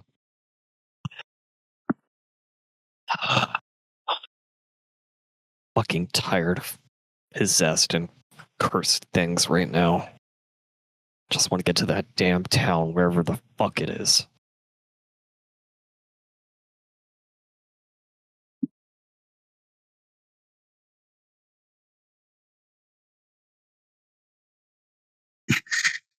Yeah, you are left in this beautiful sunset and these golden rolling fields of wheat and just a pile of rotting corpses. Which is kind of what you left behind in Bannockburn, isn't it? Yeah. Meanwhile, enjoying a beautiful sunset, we have the other 4 people on this journey. As the 4 of you roll into Leda. It's a nice little town, you know. It's got a weather beaten, running alongside like the river that's a little bit farther away. It's kind of like it has like a low timber area kind of going around it from wood that was pulled from far away to kind of sort of some wooden walls around it. And you've already traveled through its fields of barley and rye and wheat. As you have appeared closer, you've seen sheep, shaggy cattle off grazing in the wilderness. But you do see the do I have the map right? Is it close enough to do this? Oh, why not? There is a lot of wagons, because just kind of off your own knowledge of the area, there's rivers in both directions that are very deep and nearby. So a lot of the business they do is actually catching fish and stuff like that for meat and other things like that. It's a pretty versatile town. Maybe like call it like 100 people in various houses all around here. Yeah, timber houses, steep roofs. Maybe I could hear a sound of a blacksmith in the distance, little market. And you see probably the shabbiest inn you've ever seen off in the distance. But yeah, here's Leda. Right on. Vellis is gonna, as we're heading in, like start waving to people he saw the last time he was here. People who, you know, tried his food and remember him. Basically, I'm gonna start using my well-connected class feature to temporarily boost my reputation in the settlement after an hour of saying hello to everyone. Which we can like fold into roleplay if you'd like. I think you get a few waves. Yeah, just like there's the absolutely gigantic dude on his cart and he's got the good stuff. Mm-hmm. You know, there's it depends on the last time you've been around here, but people recognize you. Yeah. There's a lot of like, hey, he's one of the good ones. Come on in. And I absolutely am. Everyone always says that. Yeah, it's a hard place with hard people. Did you say it was called Leda? Leda. Well, I told them I'd see them later. Roxall, everyone dies. I'm going even to bed. Rúna and the crow both heavy sigh. Do I peck him? Vellis just laughs. Do I peck him? Peck. They can't actually talk, unfortunately, or she would absolutely say yes. I mean, whenever I speak as the crow, it's very much body language. Like, please let me get him. Let me at him. Let's just real quick. He won't feel anything. I swear. She will casually turn her gaze like she is incredibly interested in something in the opposite direction. I am giving myself deniability. A sharp peck in the back of your shoulder. Someone doesn't like my comedy. Vellis, you have some experience with this place, yes? Does it seem normal, comparatively? No, the last time I was here, you see, we had this strange encounter where nobody wanted to leave. No, it's just a town. I'll have you know I was getting ready to jab you with the tip of my claymore. Yes, don't. Which one? Hush now. Actually, can I roll well-traveled to see if there's anything noteworthy about this town? Everything I just told you. It is a small farming town in the middle of Kaedwen in these big fields. There's not something special about it now. Okay. I'll give you a something that's not in my notes.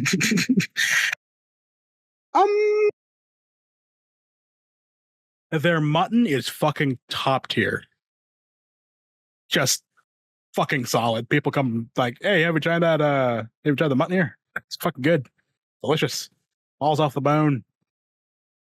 Absolutely, we'll have to try the mutton. Trust me. You've never had the like. I think I'd be happy with just about anything edible they put in front of me right about now. Should have said that you were hungry. You do look famished. And like you've been walking the whole time. Well, I pretty much have been, yes. So what do you all do? I'm sorry, I was giving them a minute. Yeah. They're just kind of going back and forth like, what are you doing? I don't know where anything in this town is, so I think Rúna is kind of following Vellis's lead for the moment. Yeah, it's sunset. We'll head to the inn.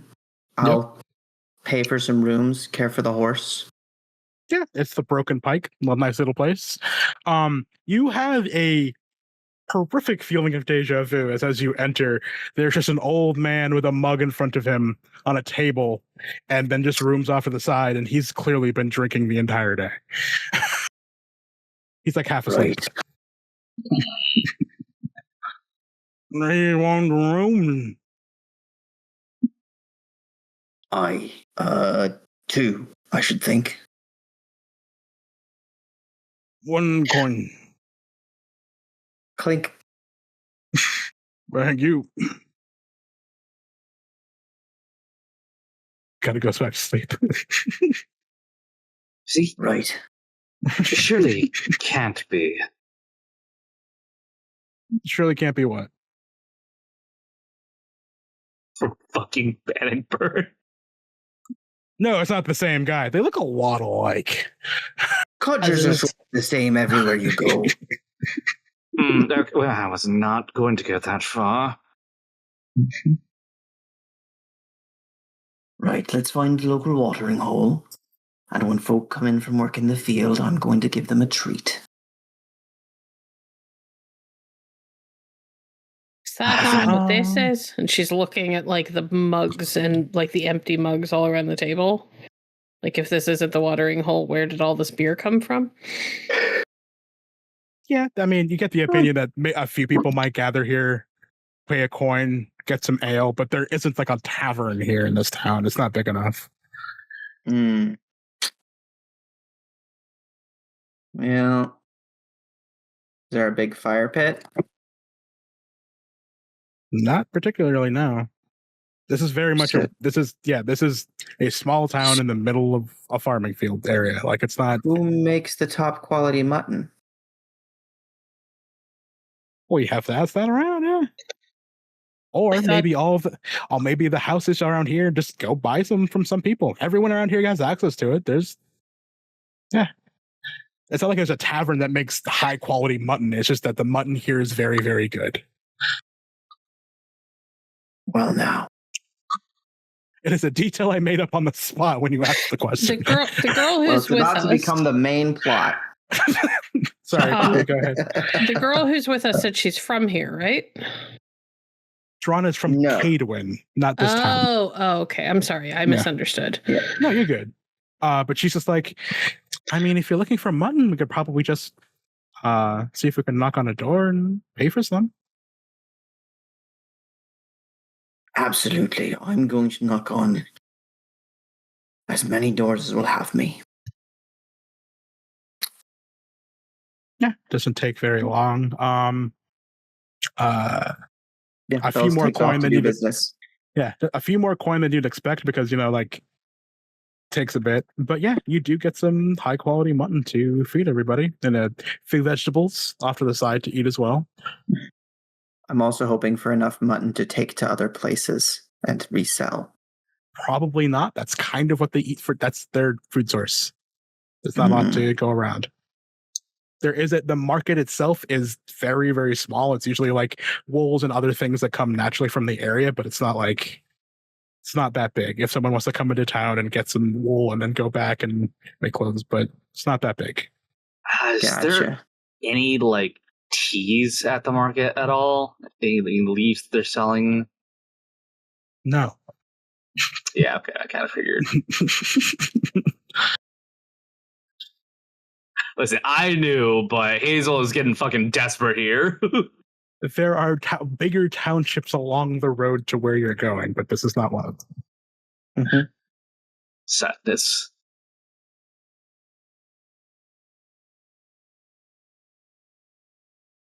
So do you all buckle down for the night? I think Rúna's going to eat, and then if nobody gives her a reason to stay up, she will head for her room. Yeah. Vellis is going to do his darndest to try and figure out where everyone's getting this mutton hookup.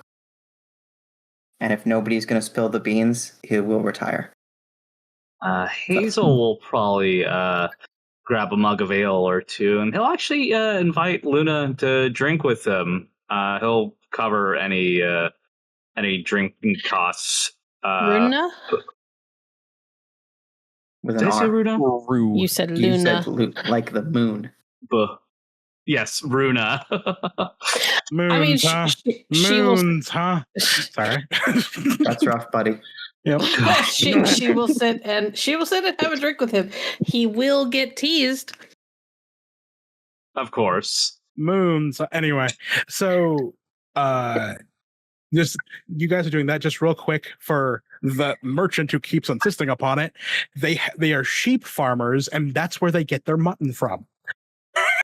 They really literally good sheep around here grow for it. some reason. It's like I don't. They have. If you want to buy a sheep, This grassroots mutton operation is real suspicious. Vellis 100% makes a note in his personal ledger to come back here and find out why the mutton is so good, so he can try to expand this operation and make some money. Gotcha. All right, we'll have you roll for that the next time around. But I was just like, they're sheep farmers. What do you want from me? It's gonna come from the sky. I care about two things: food and money, and this looks like a way to get both. Two of you having a drink. You're doing clandestine research into mutton, which is the best part of this entire universe. Rennen. Yes. Sun's down. It's a little dark. You are stumbling. You've been yelled at a lot. Yeah. Yeah. But you do see the very small township ahead of you. Oh, thank fuck. All right, let's keep going and push our way there. Yeah, you make it. People are home, having dinner, doors are closing, but you do see you get another good old-fashioned half a tavern ahead of you. Or inn, sorry. Yeah. I'm going to make my way there first because food and drink sound amazing right now. Do I see someone come into town? Where are you, Vellis? Are you going door to door looking for the mutton source, or are you looking around the town?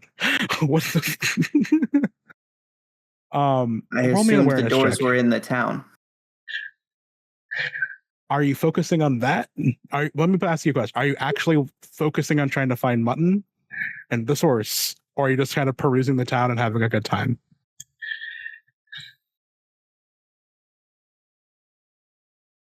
No, I want that mutton.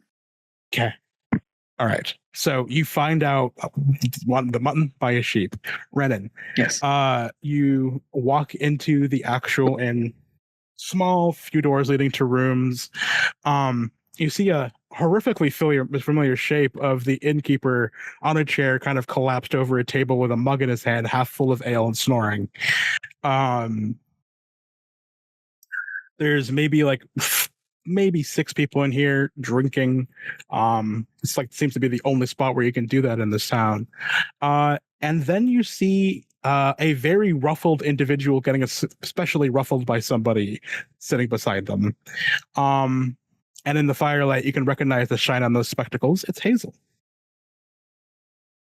I'm going to go over to whoever's tending the bar. I'm going There's no bar. There's no bar? No. All right. Well, then I'm just going to go. Where can I get drink? There is a barrel with a tap. I'm going to go go next to it. I'm going to go grab a mug. I'm going to get myself a drink, and I'm going to go sit next to Hazel.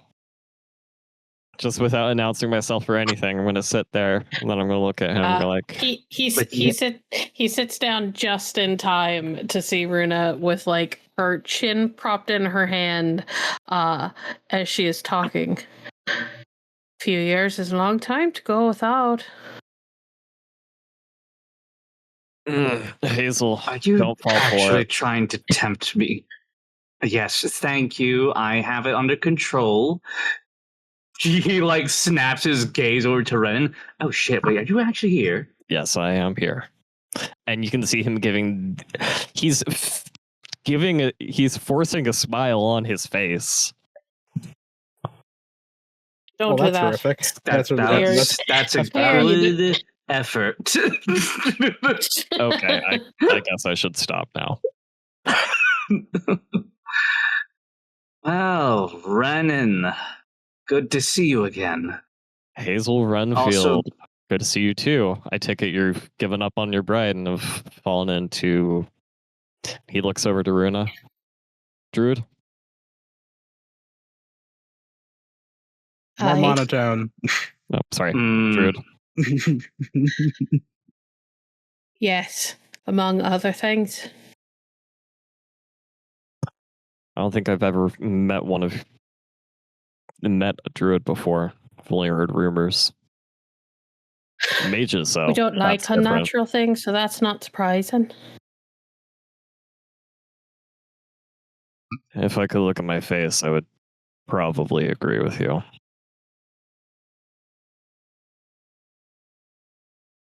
You're bogging. You should really go wash up.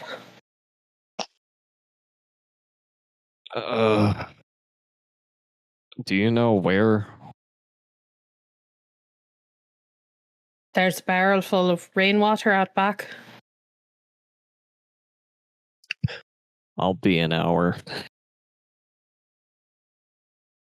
As you stand up, Okay. Vellis walks into the inn.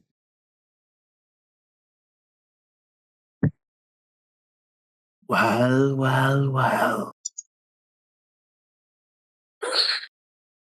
Mr. Vhal, good to see you again. Vellis, I found him.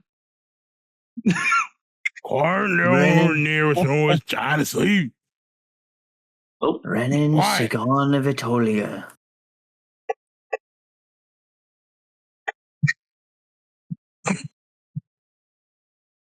Left anybody to die lately? Funnily enough, Ah, same people and a fiend. Those town folk ever catch up with you? They did. They also sent a cursed thing after me. I'll fancy that. Cedric.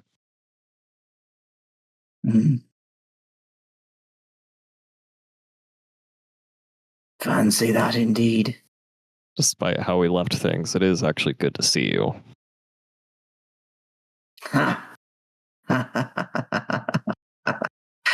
I'm sure it is. You look like absolute hell. Wait, did something happen between the two of you? Rúna, just so you know, everything here is really tense if you haven't figured that out. No, I hadn't guessed. Yes, goodness gracious me. Hazel is just looking between the two of them, just completely clueless, because whatever the fuck happened between the two of them, he was not there for it. Nope. Yeah. Well, where are you headed? So looking for this one here, and he'll nod his head over to Hazel. He slowly points a finger at himself. Yes, you. Believe it or not, I am interested in you. I hate to break it to you, but I don't think he's interested in your type. Oh, not like that, miss. Oh, okay, good. I don't know. Why don't you wash up? Again, I'll be an hour. And with that, he'll actually stand up, take his mug with him, and he'll at least leave. No, he's not going to leave anything. Yeah. He's just going to take his mug and he's going to go wash up because he is covered in filth. Hazel will lean over to Rúna. Okay, that's a bit of a new development. I actually don't know what is happening between the two of them. But it feels slightly gay. Maybe I'm reading it wrong. Vellis walks over to the drunk man and says, "How many rooms in the inn?" You paid for 2. How much for the rest? The rest? There's 6 rooms. Puts 2 more coins down. I said there's 6 rooms. 1 coin for 2, right? I didn't say that.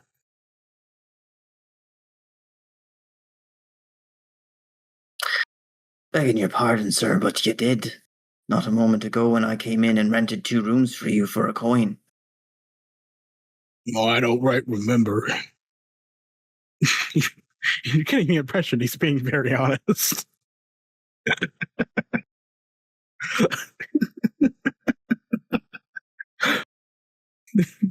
Right. How much? How much? Oh, I would just put another coin down. That's right. Right. And then he'll walk over to the table and sit down with a mug of his own. 6 is more rooms than we have people, even if you add the stinky one. Right. I rented the room because I don't plan to add the stinky one. I see. Remember I mentioned him a fellow who broke the spell and doomed a village? I explicitly told him not to do that, and he was in my employ at the time. I see. I know And it witches was- don't always take that sort of thing very seriously, but I do.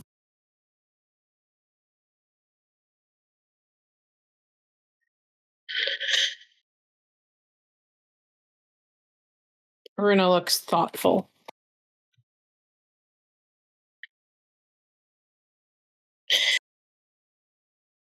I have only gotten bits and pieces of your story about what happened. Would you like to put it together for me? Well, it does start the same way. There I was, butt naked. Ay. That was out of character. Well, No, it was out of character. No, I meant for myself. After the wraith on the road, we went into the town of Bannockburn. I had business interests to look into, expanding the spice trade. Rennen had his own business. And Hazel. I was looking up the leads for my loved one. The letter I'd gotten from her had originated from that town. Aye. Things got a little odd while we were there. It seemed nobody fled the town. Ever. But also, they had no need for guard because no one ever committed a crime. No monster attack, no bandits. No danger. No danger along the Pontar. I know you're not new to this land. Or I know you are really new to this land, but that's quite a thing. As it turned out, a member of the leading family there, the Greyburns, had made a bargain with a creature for safety for the town. Except those who stayed couldn't leave.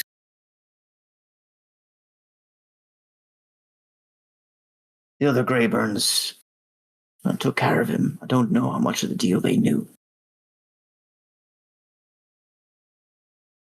Rennen disagreed with the cost. Thought folks who can't choose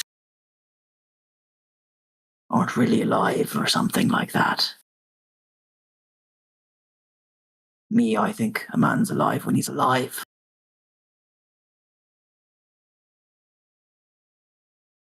Anyway, Rennen killed the fellow who'd put up the spell. And then... And this part was actually your fault, points at Hazel. What? My fault? How was I involved? Aye. Well, the dead didn't go there for Rennen, did they? Oh, shit, yeah, that part was my fault. Right. We brought forth a force of the undead, tore down a beautiful town. As I hear, it's practically a ruin already, and it's not been a month. That's unsurprising, given the powerful magics that were influencing the reality of that space.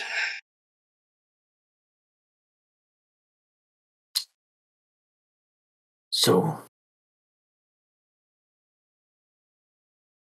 there you have it, that. If you were to sense some tension between myself and the Master Witcher, it would likely be because he chose the right to choose your death for a lot of folk. And when I hire a bodyguard, I expect him to do as directed. I'm paying the man. If I say don't kill people, I kindly hope that he doesn't kill people.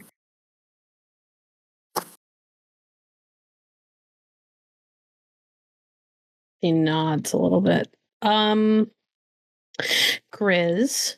Mm-hmm. Could I make some sort of a roll to try to figure out if I could, like, start to put together what they've told me with what might have been going on in that town, especially, you know, when compared to the letters that we were getting from the druid that was there? Sure. I'll just start spitting. You're good. You're smart. You're a smart cookie. I am smart. Smart. The phenomenon that Skajo was describing is very similar to that, where it is a beautiful space where the fabric of reality was twisted in a beautifully horrific way. It was a paradise. Vast farm fields, beautiful rolling streams. The town itself kept expanding. More people would come, and they wouldn't leave. But there was no crime. There was no issues. It's just as Vellis is describing, and that's what you read in those letters. It does match up. However, what Scodule understood was the cost had already been paid. People staying in that town wasn't the cost. They needed to. They chose to. No. Whatever was in that town over time just kind of slowly fed into their brains. There was no reason to leave. Why would you leave there? Okay, so they were in fact being influenced. They were being influenced. And over under a brief period of time, which you don't quite know yet, they would just be like, yeah, why leave? This place is great. And the town slowly grew that way. But they lost their ability to choose whether they wanted to leave, but that wasn't a cost. That was just an effect of the spell. Okay. The cost had already been paid, and the reason the spell was intact was because the Elias Greyburn made a pact for this ability to do that, to have this paradise, to have people come and stay and just truly be happy. This coincides with what Scodule is telling you. The almost killing of Elias did immediately just remove the pact because the person holding it together was dead. They don't know about that. Never mind. But this does line up with the strings of fate that you did see on everybody. Whoever the specter you saw hanging around Hazel, who you haven't seen since, was pulling these strings and keeping this all tied up together. And the longer something was probably around it, the easier it was for it to form a string and attach it to the spell as part of the pact, as part of its duties. But beings like this were usually getting something out of it, and you can't quite figure out what the spirit or being was getting out of or is doing with these fate strings to sustain it or make it do better things.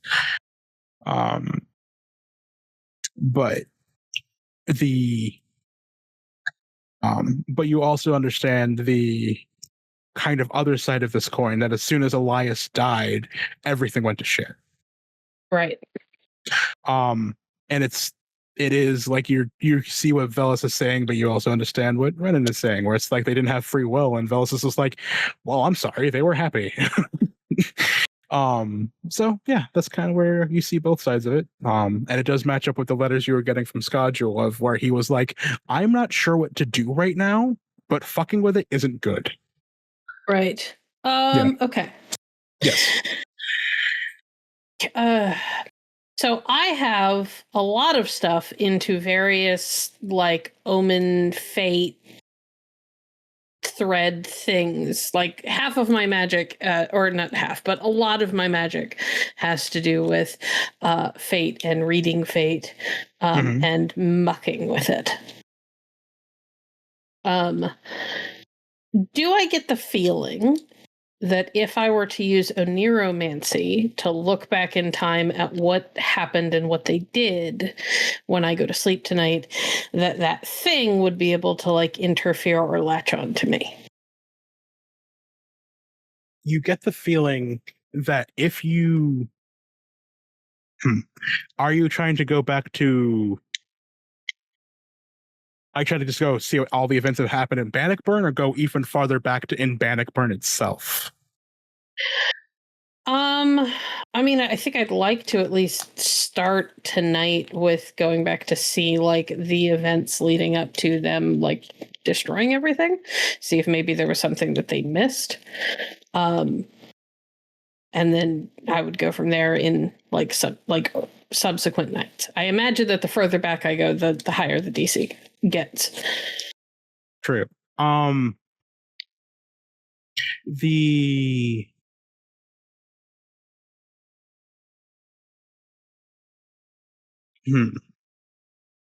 I'm sorry.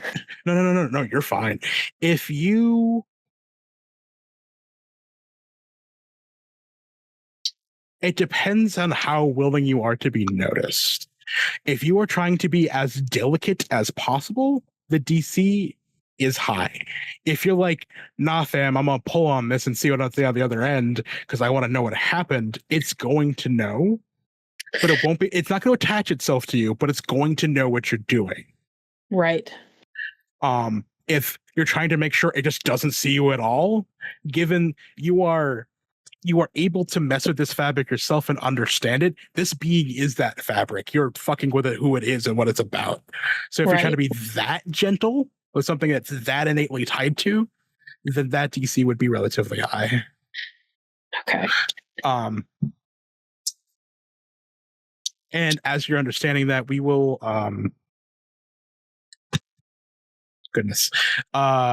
but yes, that you can do that, but depending on how you want to go about it, like I hate saying there's levels to it. If you want to go like, I'll be careful or I'll be super careful, like, nah, I see you, bitch, just give it a tug. You're like, come here.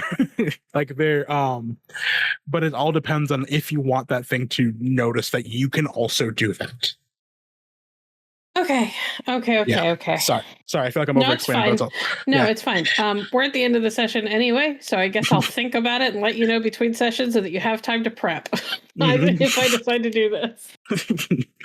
But with that in mind, as everyone's winding down, do the three of you go to bed because it's kind of late? Yeah. Yes. Sorry, I'm already laughing because I know what's about to happen. Rúna will lean into Hazel. You could come share my bed. You seem like the type who likes to be ridden hard and put away with. He slowly looks over to her. Are you needing security that badly? Or do my looks enchant you that much? She shrugs. Where I come from, we don't turn down the opportunity to have a pretty man if we want one. True.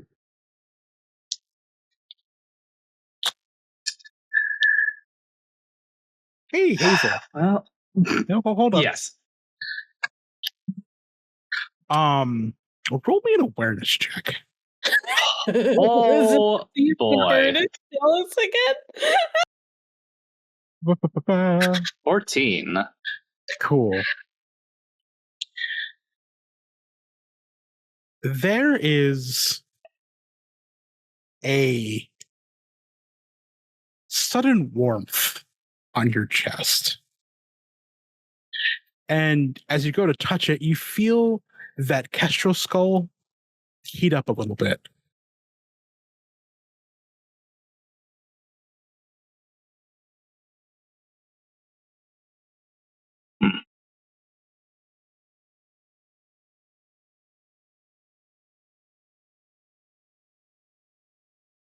I think you're strong enough to be able to sleep by your lonesome. I'll have to decline, I'm afraid. Just shrug. Your loss. And head for the stairs. You'd think, right? Sorry, repeat that again?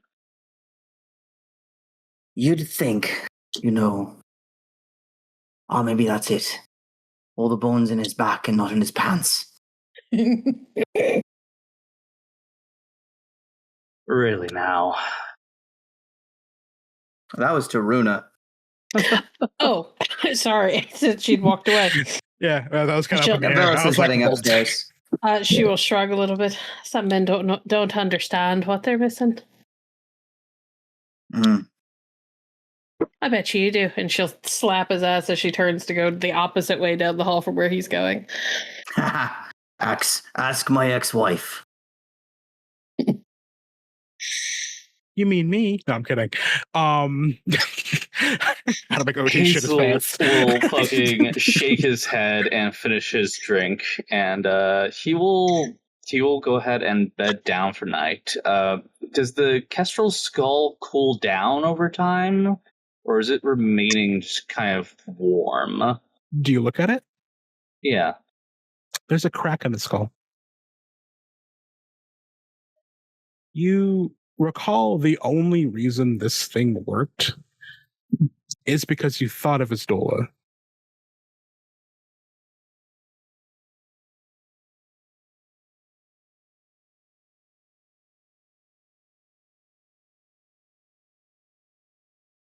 Stabby.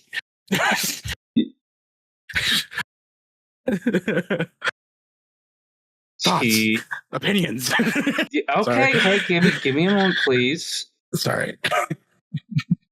He frowns a bit. He'll squeeze it. Is it like a complete break, or is it just like a faint crack? There's a faint crack in it.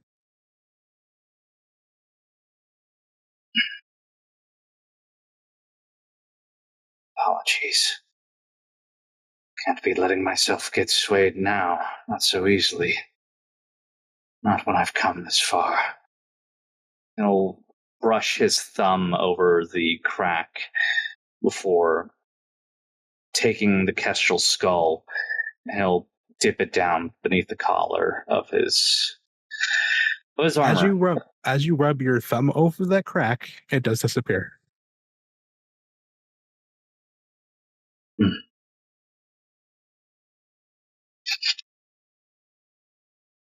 Right.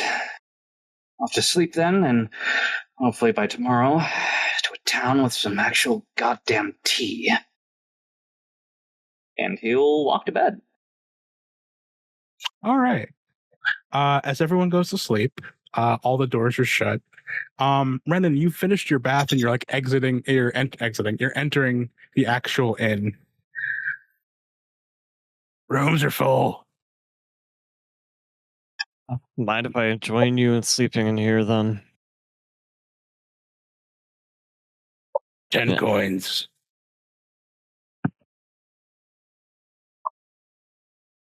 I look around. Is there anybody else in here right now? Yeah. 5.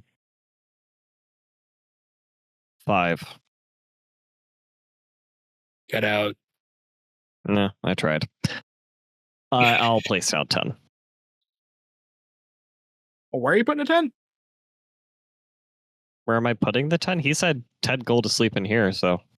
Oh, I think it's a tent. I was just like, no, where 10. Are you 10. I'll just put on a tent in the middle of the Yeah, I'm just going to open up a tent that I totally have. Yeah, you know. Hey, I don't know. But yeah, he nods, scoops the 10 into all the other coins into his pockets. Good night. Gets up, heads down the hall to the 7th room that is his, and shuts the door. Yeah. Yeah. As you find a spot to sleep on, and everything goes down for the night. Stabby. Welcome back to HHS. We're going to end for the night.